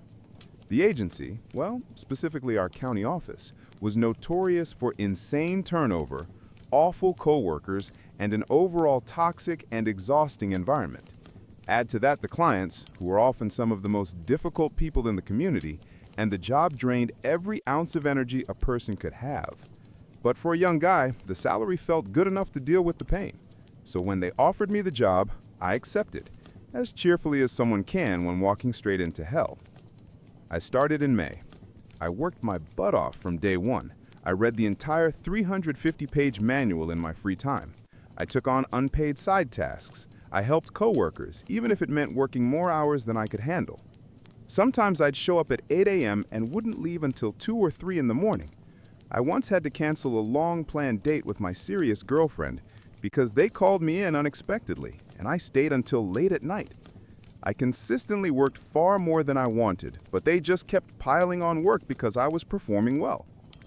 My supervisor would always say things like, "That's just how things are here. It's for the good of the agency. The best employees are the ones who sacrifice themselves for everyone else." Outside of work, she seemed like a perfectly pleasant woman, but a small part of me grew more irritated every time I heard those lines. By June, only 1 month in, I was already looking for escape routes, just like all the talented people who quit before me. I reached out to an MBA program that had always interested me, and they told me I should apply. Within a couple of days, the program director contacted me personally and scheduled an interview. The interview lasted 15 minutes. He thanked me for my time and ended the Skype call. Before the week was over, I received an email offering me a full ride scholarship plus a small but very useful monthly stipend as long as I agreed to work as a graduate assistant for 20 hours a week during semesters. I was thrilled and signed the acceptance document immediately. Just like that, in under a week, I went from drowning under a growing mountain of stress to becoming a future graduate student. The program began in January, which gave me about 5 months. I decided I'd stick it out at the agency, save as much money as possible, and then leave in December. Since I'm an honest person, I told my supervisor about my plans and explained that I'd be resigning at the end of December because I'd been given an incredible MBA opportunity. She congratulated me, said she was glad for my success, and told me she'd think about the next steps and get back to me soon. A couple of weeks passed, each day draining me a little more, like a river slowly eroding its banks. Finally, she called me into her office for a meeting. She told me I could stay with the agency, but only if I agreed to move into what she called a contract position. She said they needed me to vacate my current role so they could open it as an official vacancy and prepare it for a new hire. She insisted that all of this was for the good of the agency, and that someone as principled, hardworking, and ethical as me would agree to such terms, and should agree to them. Remember those words, because they'll matter later. I asked what exactly would change, and she gave me a vague summary. That wasn't enough for me. She wasn't a terrible manager, but life taught me one rule: never sign anything unless you've personally read every line. So I requested a week to decide and asked for all documents detailing every change, benefits, duties, restrictions, everything. She promised to bring the paperwork the next day. And that's where the malicious compliance began. The following afternoon, she handed me 12 double-sided pages packed with text. Every page was filled with size 10 times New Roman, the kind of formatting that makes sentences blend into each other like wet ink. Even the most dedicated reader would fall asleep halfway through it. I read the packet that night, and with each page, my mood sank lower and lower. I was losing nearly every benefit except my accumulated overtime. My title was being reduced. Several privileges I had earned were simply gone. But halfway through, something changed. I suddenly sat up. I had found a tiny clause buried deep in legal sludge stating that under this new contract, I could not work more than 40 hours a week. I was forbidden from performing many of the tasks I had grown to despise. I was required to do only the duties explicitly listed in the new job description. In other words, once I hit 40 hours, I was done. No exceptions, no pitching in, no being a team player. As I reread that microscopic sentence, a slow smile crept across my face. At first it was small, the polite "I'm pretending to be interested" smile you give on a bad date. Then it grew wider and wider until I probably resembled the Grinch plotting to steal Christmas. I knew exactly what I was going to do. I was so energized I barely slept. The next morning, I walked into the office prepared. My manager was delighted to hear I accepted the new contract. Of course, she had no idea how happy I actually was. After I handed her the signed pages, she began explaining what she wanted me to handle over the next 2 weeks. I quickly, but calmly, told her I wouldn't be able to do that.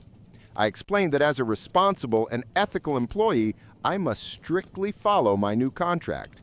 She stared at me, confusion mixing with anger, as I laid it all out.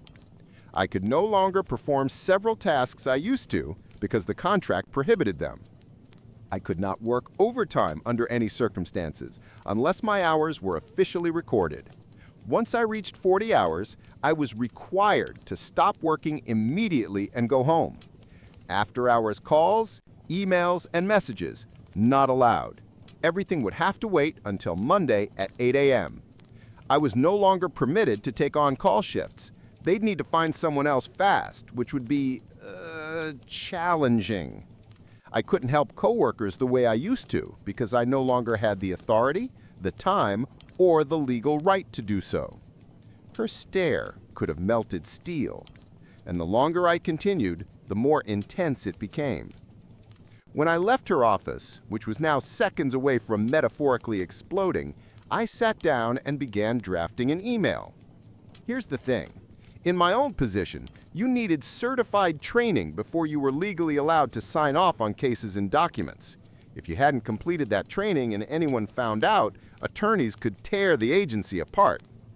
Because of the county's incompetence, I never got that training, yet they still had me doing a job from day one. Every request I made about it had been ignored. So I wrote the email. I addressed it to my former supervisor, the office manager, and the regional director, the usual trio who had ignored me before. But this time, I added 2 more recipients in the blind copy, the big boss from the central office and her even bigger boss. Networking and politeness, I practice them religiously.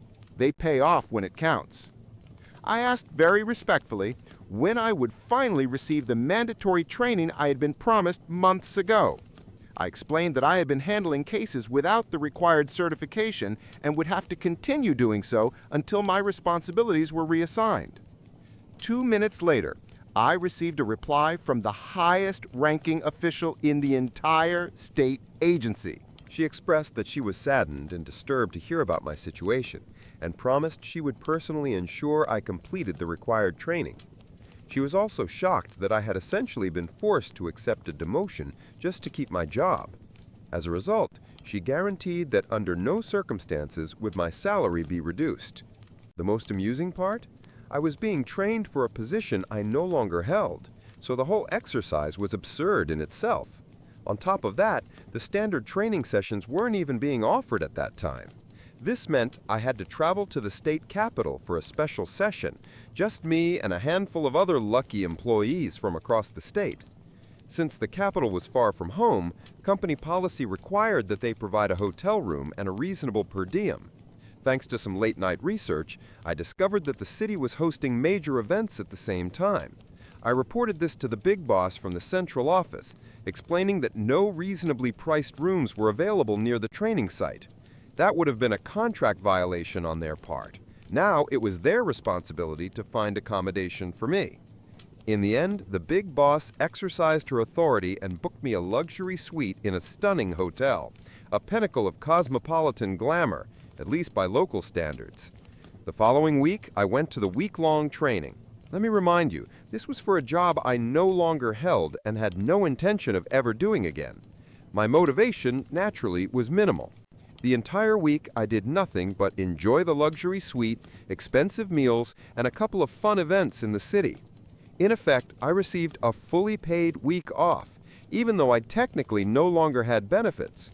Returning to the office, I noticed that 2 coworkers from my department had quit, along with several others across the office. Chaos reigned largely because my letter from 2 weeks earlier had finally reached the central big boss. She had dug in, realized how badly our office was running, and acted swiftly and ruthlessly. She dropped the full weight of bureaucratic authority, and the office felt it. Thanks to my new contract status, I was required to do only what was explicitly stated in it. Due to office incompetence, I could complete all my assigned tasks in about 20 hours a week.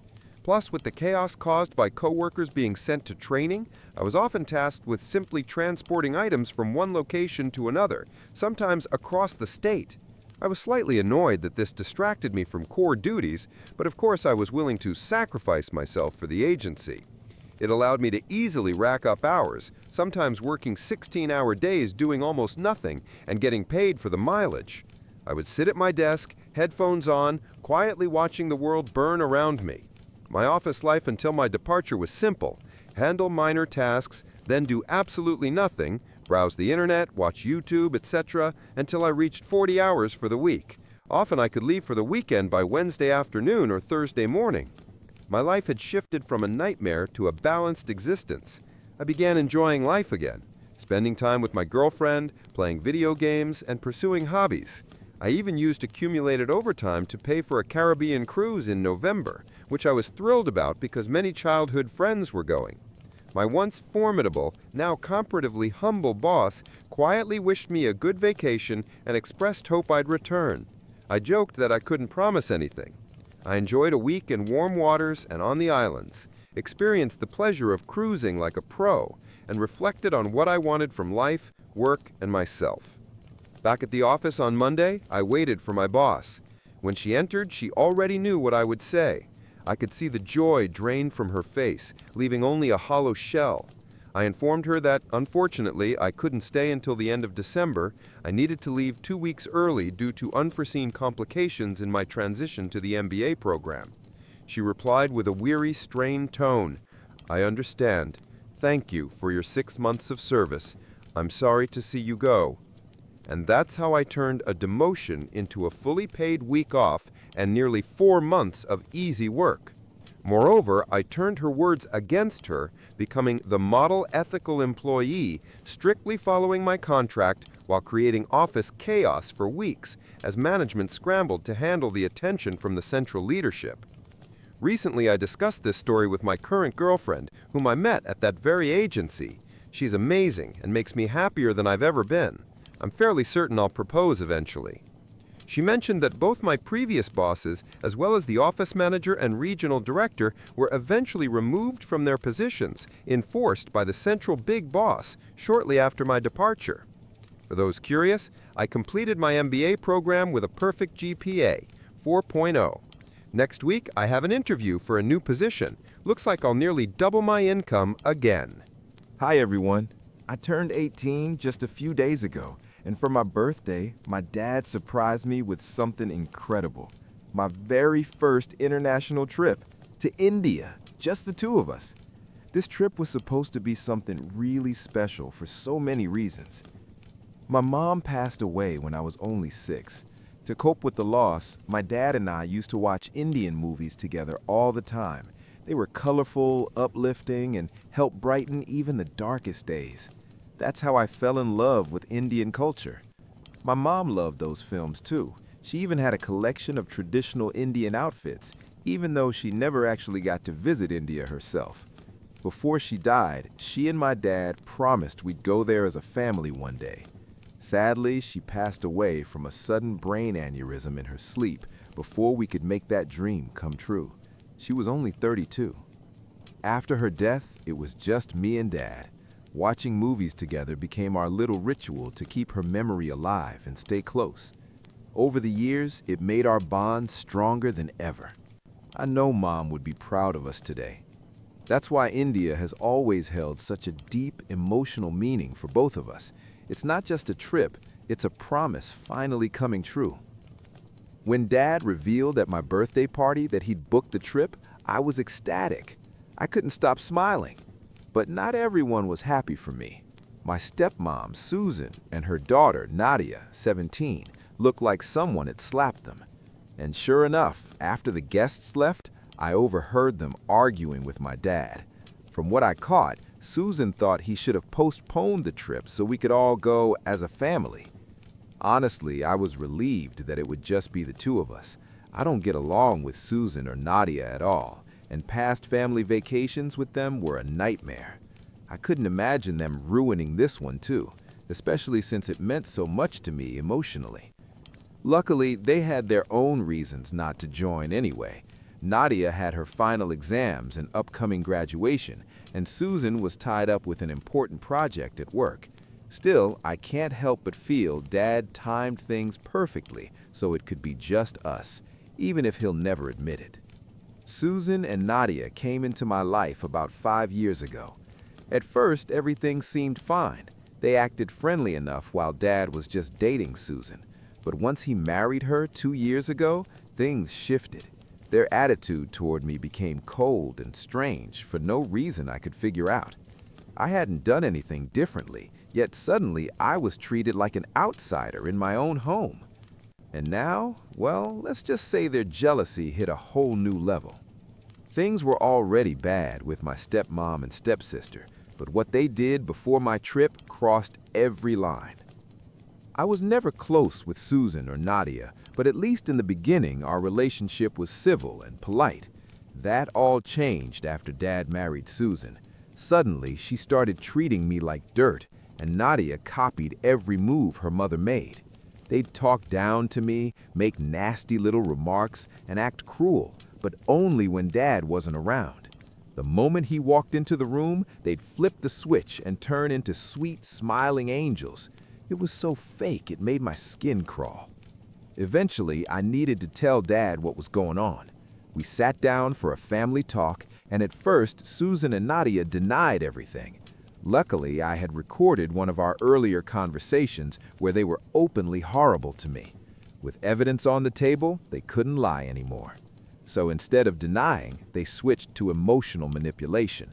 They both burst into tears and told Dad they only acted that way because they felt like I hadn't accepted them as family, which was total nonsense. I did see them as family. It was them who treated me like garbage. Yet somehow they expected me to keep being nice to them while they showed me zero respect. Dad was confused and torn. Susan was the first woman he'd really cared for since Mom, and I knew he didn't want to lose that relationship so easily. He asked all of us to try harder to get along. For his sake, I agreed to keep things civil.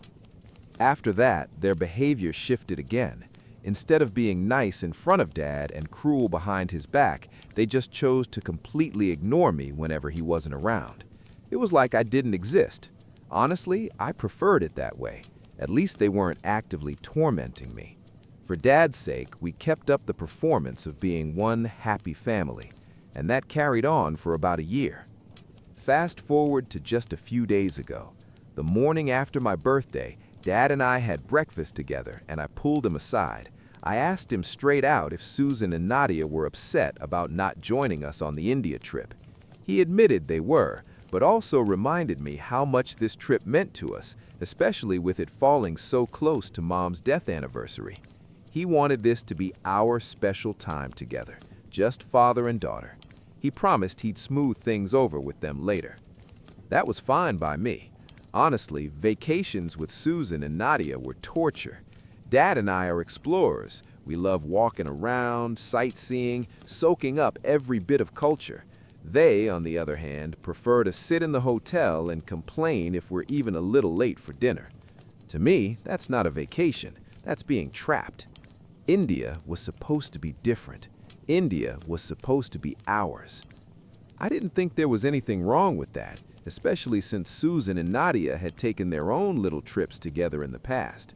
The only real difference was that ours was longer and farther away, 10 days overseas instead of just a weekend somewhere nearby. But still, it felt completely fair. Dad told me not to stress, to focus on packing and getting ready. He promised he'd deal with Susan and Nadia after we got back. So I did exactly that. For the past 2 days, I was walking on air, too excited to care about their drama. Yesterday, I finished packing everything, double-checked my documents, and tucked my passport into my bag so it would be ready. Our flight was scheduled for today. But now, I don't even know if we're going anymore, because Susan and Nadia crossed a line so insane, I still can't believe it. They burned my passport. Yes, burned it. Not lost, not misplaced, they literally destroyed it. I found out just a few hours ago. It was around 6 p.m. yesterday when I was organizing paperwork and noticed it was missing from my bag. By 2 a.m., the truth came out. They had actually set it on fire. They burned my passport before my trip. My dad's revenge was brutal. When I went through my bag to double-check everything before our flight, I realized my passport wasn't there. At first, I thought maybe I misplaced it, so I tore the entire house apart. Drawers, shelves, even the laundry baskets. 45 minutes later, I was sweating, panicking, and close to tears. It was just gone. That's when Susan and Nadia waltzed into my room with these fake sweet voices and asked, "Lose something?" I immediately felt something was off, but in desperation, I admitted I couldn't find my passport anywhere. That's when Susan tossed something on my bed. It was my passport, or at least what was left of it. Half burned, charred along the edges, completely ruined. She smirked and asked, "Was this what you were looking for?" I froze. My brain couldn't even process it at first. When the shock finally wore off, I decided I wasn't going to give them the satisfaction of watching me break down. I calmly set the ruined passport aside, stood up, shut the door in their faces, locked it, and then I collapsed into tears. Dad wasn't home. He was out picking up clothes for the trip. I texted him everything that happened, even attached a photo of the burned passport. Within 20 minutes, I heard him storming into the house. His voice shook the walls as he screamed at Susan and Nadia, calling them psychos and ordering them out. He said he'd already made one mistake when he ignored the first time they mistreated me, and he wasn't about to repeat it just because he once loved Susan. Of course, they immediately tried to fake cry and blame me.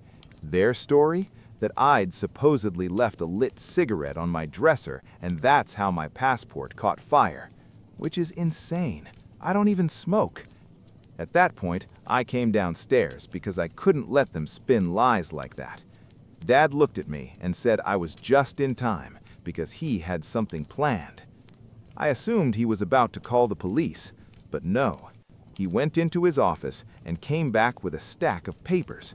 Nadia's face went pale the second she saw them.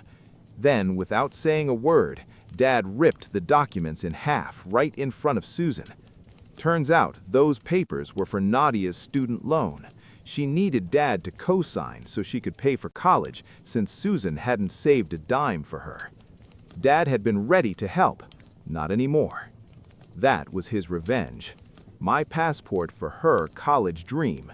Fair trade, honestly. Within an hour, Susan and Nadia were gone. They begged, pleaded, even got on their knees, but Dad didn't budge. Now, since the moment they left, they've been spamming me with texts. Nadia especially. She keeps begging me to convince Dad to reconsider, promising she'll do anything to make up for it. She claims they never knew Dad was going to co-sign her loan, and that they just lashed out because they felt excluded. I finally replied once. I reminded them that they've gone on plenty of mother-daughter trips without us, so why is it unfair when Dad and I wanted one international trip with Dad, without my stepmother and stepsister? Their getaways usually last only 2 to 3 days, somewhere nearby, while ours was supposed to be 10 full days in India. That's a big difference. So here I am asking, am I really the bad guy for wanting one international trip with my dad without my stepmother and stepsister? Well, before I continue, I'll just say what I think the answer is. No, not at all. This situation seems clear. I wasn't wrong. I wanted time with my dad, especially on my 18th birthday, and especially since it was in honor of my late mom. What Susan and Nadia did was cruel and manipulative, and it says more about them than about me. My dad, he's the one I feel bad for. He fell for a woman who clearly didn't respect me, and by extension, didn't really love him the way she should have. Update 2. A lot of people asked why we didn't call the cops after they destroyed my passport. The truth? It didn't even cross my mind at first. I was in shock, panicking, crying, and honestly, what would it have done? They would have just claimed it was an accident, dragged it out forever, and nothing would change. We didn't want that mess. Others also asked why I wasn't in college yet. I graduated high school last year and decided to take a gap year to figure myself out. I worked a few jobs, interned in journalism, and gained some experience in the field I want to study. Now I'm applying to schools, and luckily my grandparents have already promised to cover my tuition, so my dad doesn't have to stress about me. Nadia's situation was completely different, which is why Dad was planning to co-sign her student loan. But after what happened, well, you already know how that ended. As for our trip, today was supposed to be our flight to India. Instead, we stayed home and watched old movies we used to love. It wasn't the same, but honestly, it helped.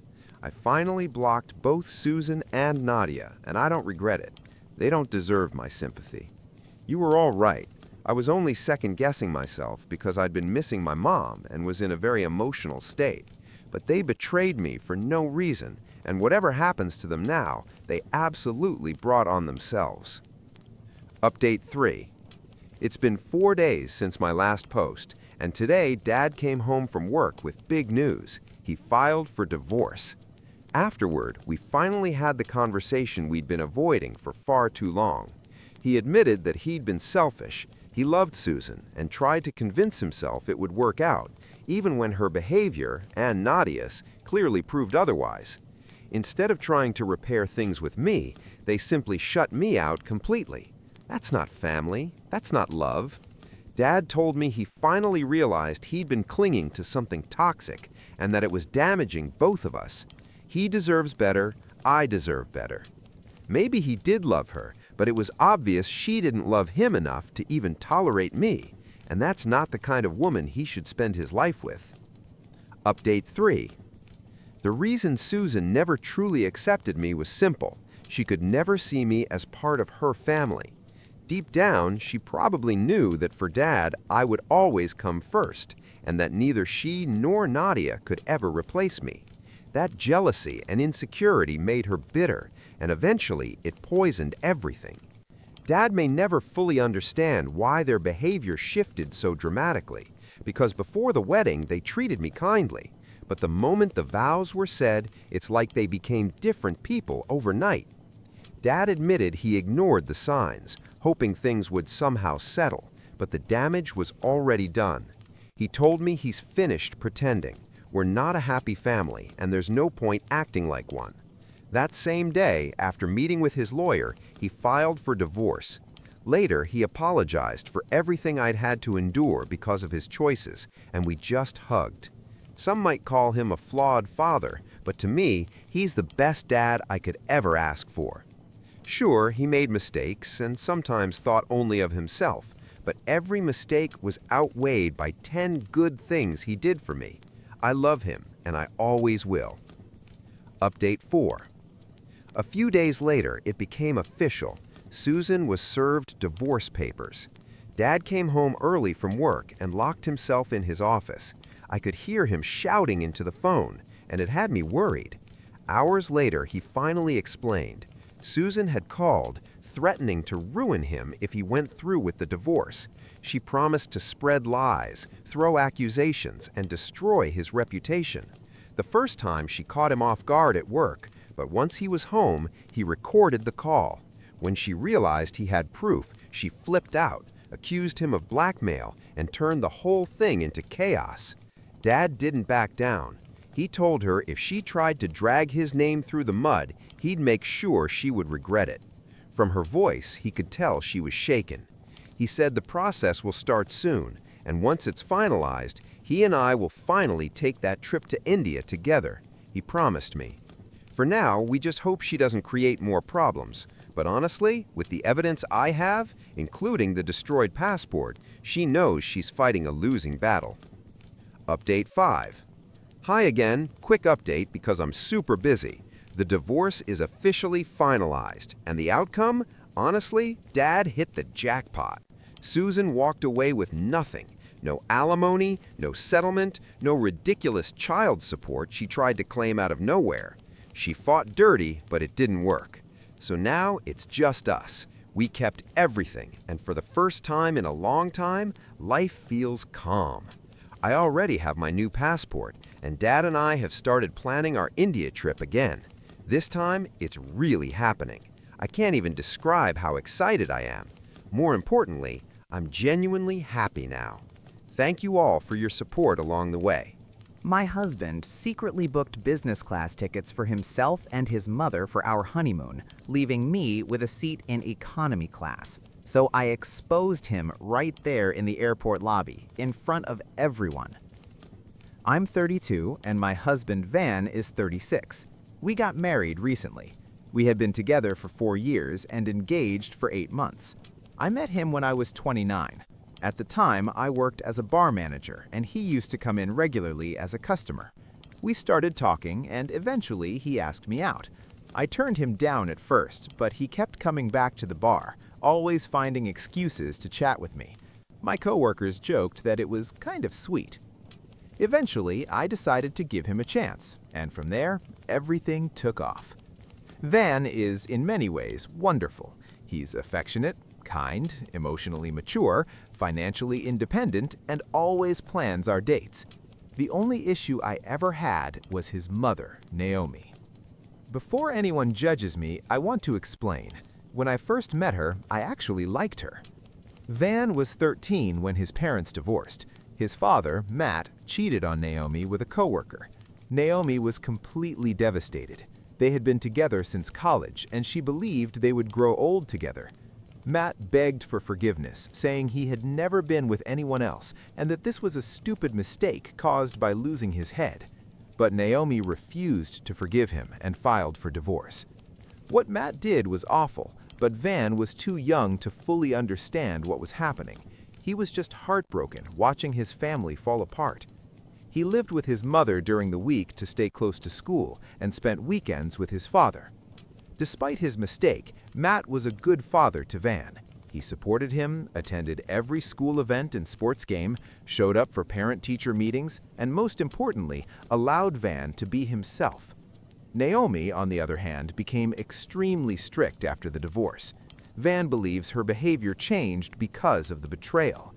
She became obsessively controlling. According to Van, he wasn't allowed to stay out late with friends, date girls, go on school trips or picnics, be near lakes or pools, sleep over at friends' houses. When he told me about these rules, they sounded ridiculous. Van explained that his mother justified everything by saying she was lonely without him and just wanted to protect him from the world. Unsurprisingly, Van quickly realized he felt much more comfortable living with his father. Matt's rules were simple.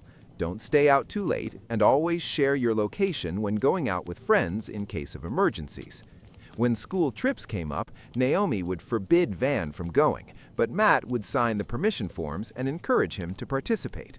This caused massive fights between Naomi and Matt, with Naomi threatening legal action.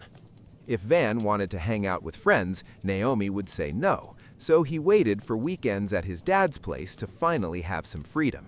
As a teenager, he grew to hate living with his mother. They argued constantly. She criticized his clothes, his hair, and his friends. He spent most weekdays locked in his room, counting down the days until Friday, when he could escape to his dad's house. When Van was 17, Matt introduced him to his new partner, Heather. Heather is a kind woman who treated Van like her own son. She struggled with infertility and had accepted that she would never have children. Meeting Matt and learning he had a son was something she genuinely welcomed. Van adored her. She became a second mother to him. For Naomi, this was unacceptable. She couldn't tolerate another woman in her son's life. She caused endless scandals and tried to poison Van against Heather, claiming that Matt must have cheated with her during the marriage, which wasn't true. Heather entered Matt's life long after the divorce. Naomi refused to accept this reality and began making Matt's life difficult, even preventing him from seeing his son. When weekends came, Naomi would say Van couldn't go to his father because Heather was some unknown woman and she wouldn't allow her son to stay with strangers. The conflicts became uglier and uglier. When Van turned 18, he was accepted into 2 universities. Naomi pressured him to choose the one closest to her home so she could visit him every week. Van didn't like that university. It lacked proper programs in his field. He discussed it honestly with his father. Matt told him he should choose what was best for himself, regardless of Naomi's wishes, but Van was terrified of upsetting her. In the end, he chose the university farther away. Naomi exploded. She screamed that he was abandoning her, that all men were the same. She threatened to kick him out and said she wouldn't pay for his education unless he did what she wanted. Van called his father, and Matt immediately came to help him pack and move out. That was the last day Van lived with his mother. Just to clarify, being someone's +1 meant that Van was expected to take his mother as his guest to various events, for example, company parties or work functions. From what I later understood, even when we traveled, she demanded that he constantly share his location, claiming it helped her sleep peacefully at night. All of this made me deeply uncomfortable. I could clearly see Van being torn apart between wanting a normal adult life and feeling obligated to take care of his emotionally unstable mother. He didn't want to meet all her demands, but he was terrified that she might do something extreme again. Unlike his mother, his father Matt was calm, grounded, and emotionally healthy. I had met Matt and his wife Heather many times, and they were always warm and welcoming. They never asked intrusive questions. Matt showed genuine interest in my life without ever trying to belittle me. I saw many of Matt's best qualities reflected in Van. That's probably why I stayed. I knew Van was more than the damage his mother had caused him. I understood that he needed therapy, and I gently encouraged him to seek it, but he always insisted that he was fine. When Van proposed to me, completely out of the blue, it became one of the happiest days of my life. He surprised me by bringing my parents and my best friend into town so they could be part of the moment. Matt and Heather were there too, congratulating us wholeheartedly. The only person missing was Naomi. Van said she wasn't feeling well. Honestly, I was relieved. I didn't want her saying something inappropriate in front of my parents. I knew they would instantly dislike her if she did. We were having a wonderful time when Van suddenly received a call from the hospital. His mother had fallen down the stairs. We all rushed there, but Naomi refused to see me or anyone else. She demanded that only Van be allowed into her room, so we waited outside. I found that strange. We were all there out of concern, but it didn't feel appropriate to say anything at the time. When Van came out, he said she would be fine. According to the doctor, she had a fracture and needed to stay overnight. Naomi wanted Van to stay with her. Matt immediately offered to stay instead, pointing out that she would be sleeping anyway and that Van should take me home. But Van refused. He said his mother wouldn't like that and he didn't want to upset her further. So we all went home. My parents and my friend helped me clean up afterward. Van booked them hotel rooms for the night, but they chose to stay with me instead. I think they could see how sad I was, that I wouldn't be spending the night with my fiancé on the very day he proposed. That should have been my first warning sign that things were only going to get worse. Wedding planning quickly turned into what Naomi wants.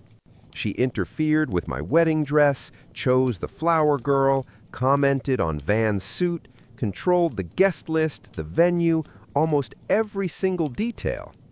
Van and I have long planned our honeymoon in Hawaii, but Naomi insisted that flying that far was unacceptable and that somewhere closer would be much better. That was when I finally tried to set a boundary. I told her calmly but firmly, no. Naomi was shocked and said it was disrespectful to speak to her that way. I replied honestly that the honeymoon was for Van and me, and the decision was ours. She immediately burst into tears, telling Van that I was excluding her, ignoring her, and pushing her out of his life. She accused me of trying to steal her son, which was absurd. I reminded her that I had already accepted her choice of officiant, venue, cake, and even the dresses for my bridesmaids. I had tried to accommodate her wishes wherever possible, but I would not allow her to dictate where we went on our honeymoon. Van was caught in the middle. He tried to talk to her, but she framed herself as a martyr, a mother sacrificing everything for her son. Later, I even sent her an apologetic message, knowing how much she meant to Van. Her reply chilled me. She said no woman would ever take her son away from her, and that I should know my place. I immediately showed the message to Van. He called his mother to confront her, but she accused me of trying to drive a wedge between them and insisted that he should always love and believe her more than me. I was deeply hurt. After the call, I told Van exactly how it made me feel. To his credit, he agreed. He reassured me that we would stick to our plan and go to Hawaii. I was relieved. It felt like Van was finally starting to set boundaries. I believed we could enjoy our honeymoon far away from her controlling presence. The wedding itself went smoothly, without major incidents. However, during the reception, my mother-in-law somehow managed to give a speech entirely about herself, emphasizing how much she had sacrificed in her life. It felt like a quiet attempt to reclaim attention even on our day. Still, I chose to focus on the positives. My parents, Matt, Heather, and our guests had a great time. We danced all night. I went to bed excited, knowing we were leaving for Hawaii the next day. On the morning of our honeymoon, I woke up in an amazing mood.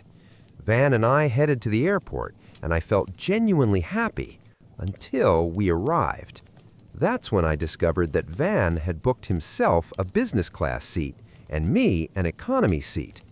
I was stunned. I would have happily paid for business class myself.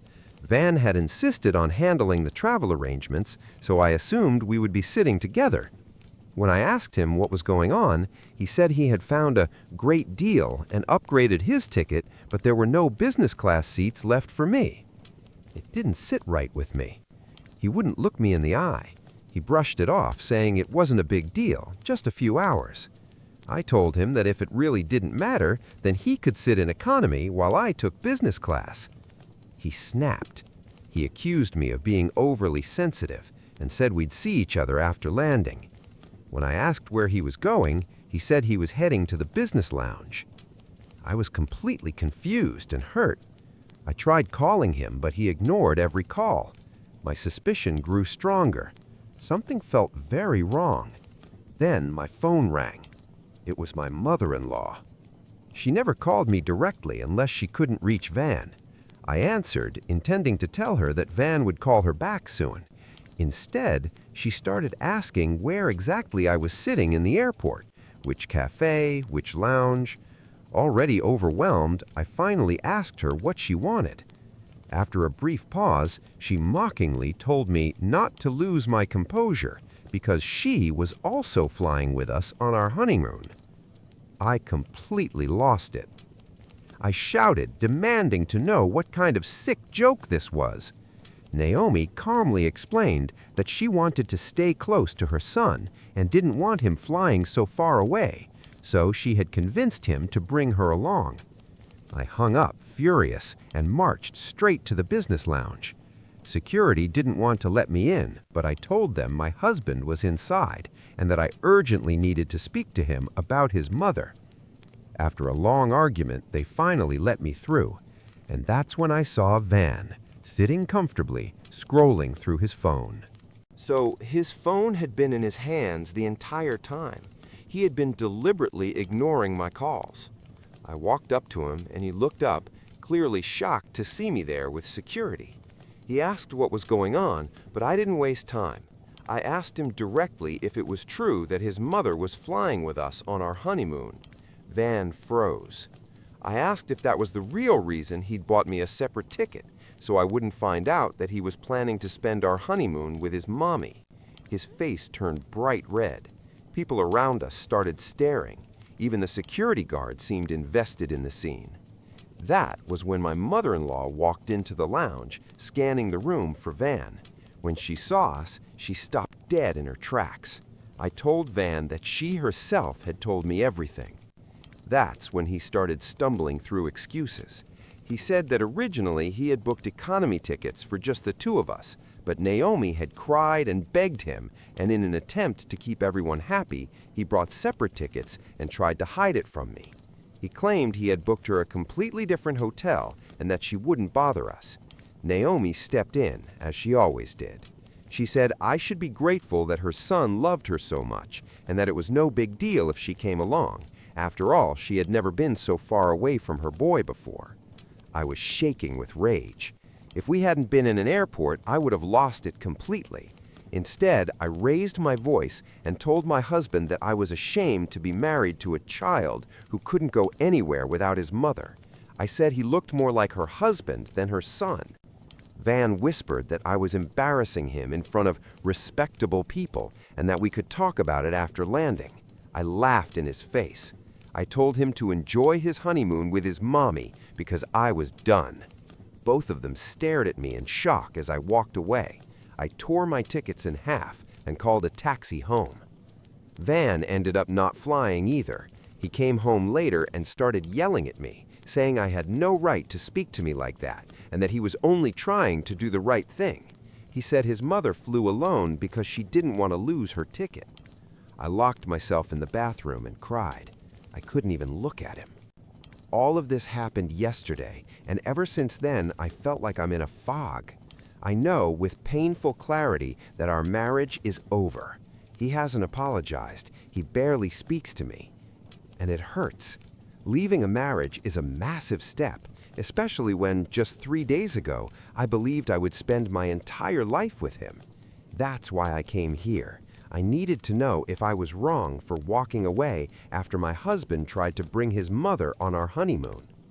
Update 1. I'm overwhelmed by the support I received, hundreds of comments and private messages. When I wrote my post, I never expected so many strangers to care. After reading everything, I agree with those who said I needed to have one final, honest conversation with my husband. If he continues to side with his mother, I will have no choice but to end this marriage. I can't spend my entire life fighting this. Naomi clearly doesn't care about us, considering she still flew to Hawaii alone, fully aware that all of this chaos was caused by her. I'll update after we talk. Update 2. A month has passed since my last update, and a lot has happened. After the airport incident, I made a decision. The situation was unbearable, and I couldn't live in limbo without a real conversation. I packed my things and waited for Van to come home from work. That conversation would either save our marriage or destroy it. When Van walked in and saw me waiting, I saw surprise and fear flash across his face. I asked him to sit down and handed him a glass of water. The tension in the room was almost suffocating. We hadn't spoken since the incident because he still believed I owed him an apology. I took a deep breath and told him everything, how his mother had made me feel all this time. I explained how I saw him change whenever she was around, how he seemed to become a different person. I told him I understood the crushing guilt he carried over her past, over her sacrifices, and how she constantly used that guilt to control him, but it was slowly destroying the foundation of our relationship. I cried as I explained how deeply she had invaded my life, not just our wedding, but even our honeymoon. I told him I fell in love with his kindness and warmth, but his relationship with his mother was tearing apart everything we had built. When I finished, I saw tears streaming down his face. He admitted he had no idea I felt this way. He said he had spent his entire life caring for his mother, living in constant fear that something terrible might happen to her. He confessed that he had become so used to putting her needs above everyone else's that he no longer knew how to stop. He admitted he knew bringing her on the honeymoon was wrong, but she leaned on his guilt and he gave in, convincing himself it would somehow be better for everyone. I told him that if his mother truly cared about him, she wouldn't have flown to Hawaii alone and left him behind. He nodded and admitted he had been blind to her manipulation until now. He broke down completely, dropped to his knees, and apologized over and over again. My heart shattered. I hugged him, realizing how much internal pain he was carrying. It became clear that he needed therapy, and if he truly recognized his mistakes and was willing to work on them, I was willing to give this marriage a chance. Within the next 2 weeks, Van booked appointments and began seeing a therapist. He also had an honest conversation with his father. Update 3. Matt had no idea how bad things had gotten and was genuinely shocked by how far Naomi had pushed everything. His father told him the same thing I had, that it was time for Van to stop living in constant anxiety over his mother and finally start living his own life, without excuses. With the help of his therapist, Van decided to move to low contact with his mother. He understood that he needed space to untangle his thoughts and emotions. It wasn't an easy decision. Naomi was calling him non-stop, as expected. He hasn't told her yet that he's seeing a therapist. He knows she'll completely lose it when she finds out. He plans to tell her this coming weekend and ask for space. If she refuses, he's prepared to block her entirely. Overall, I see this as real progress and a necessary step toward healing our relationship. I know the road ahead won't be easy, but for the first time, I feel like we're moving in the right direction. Update 4, 3 months later. It's been 3 months since my last update, and I want to thank everyone who followed my story and supported me. The past few months have been an emotional roller coaster, and the encouragement from this community meant more to me than I can express.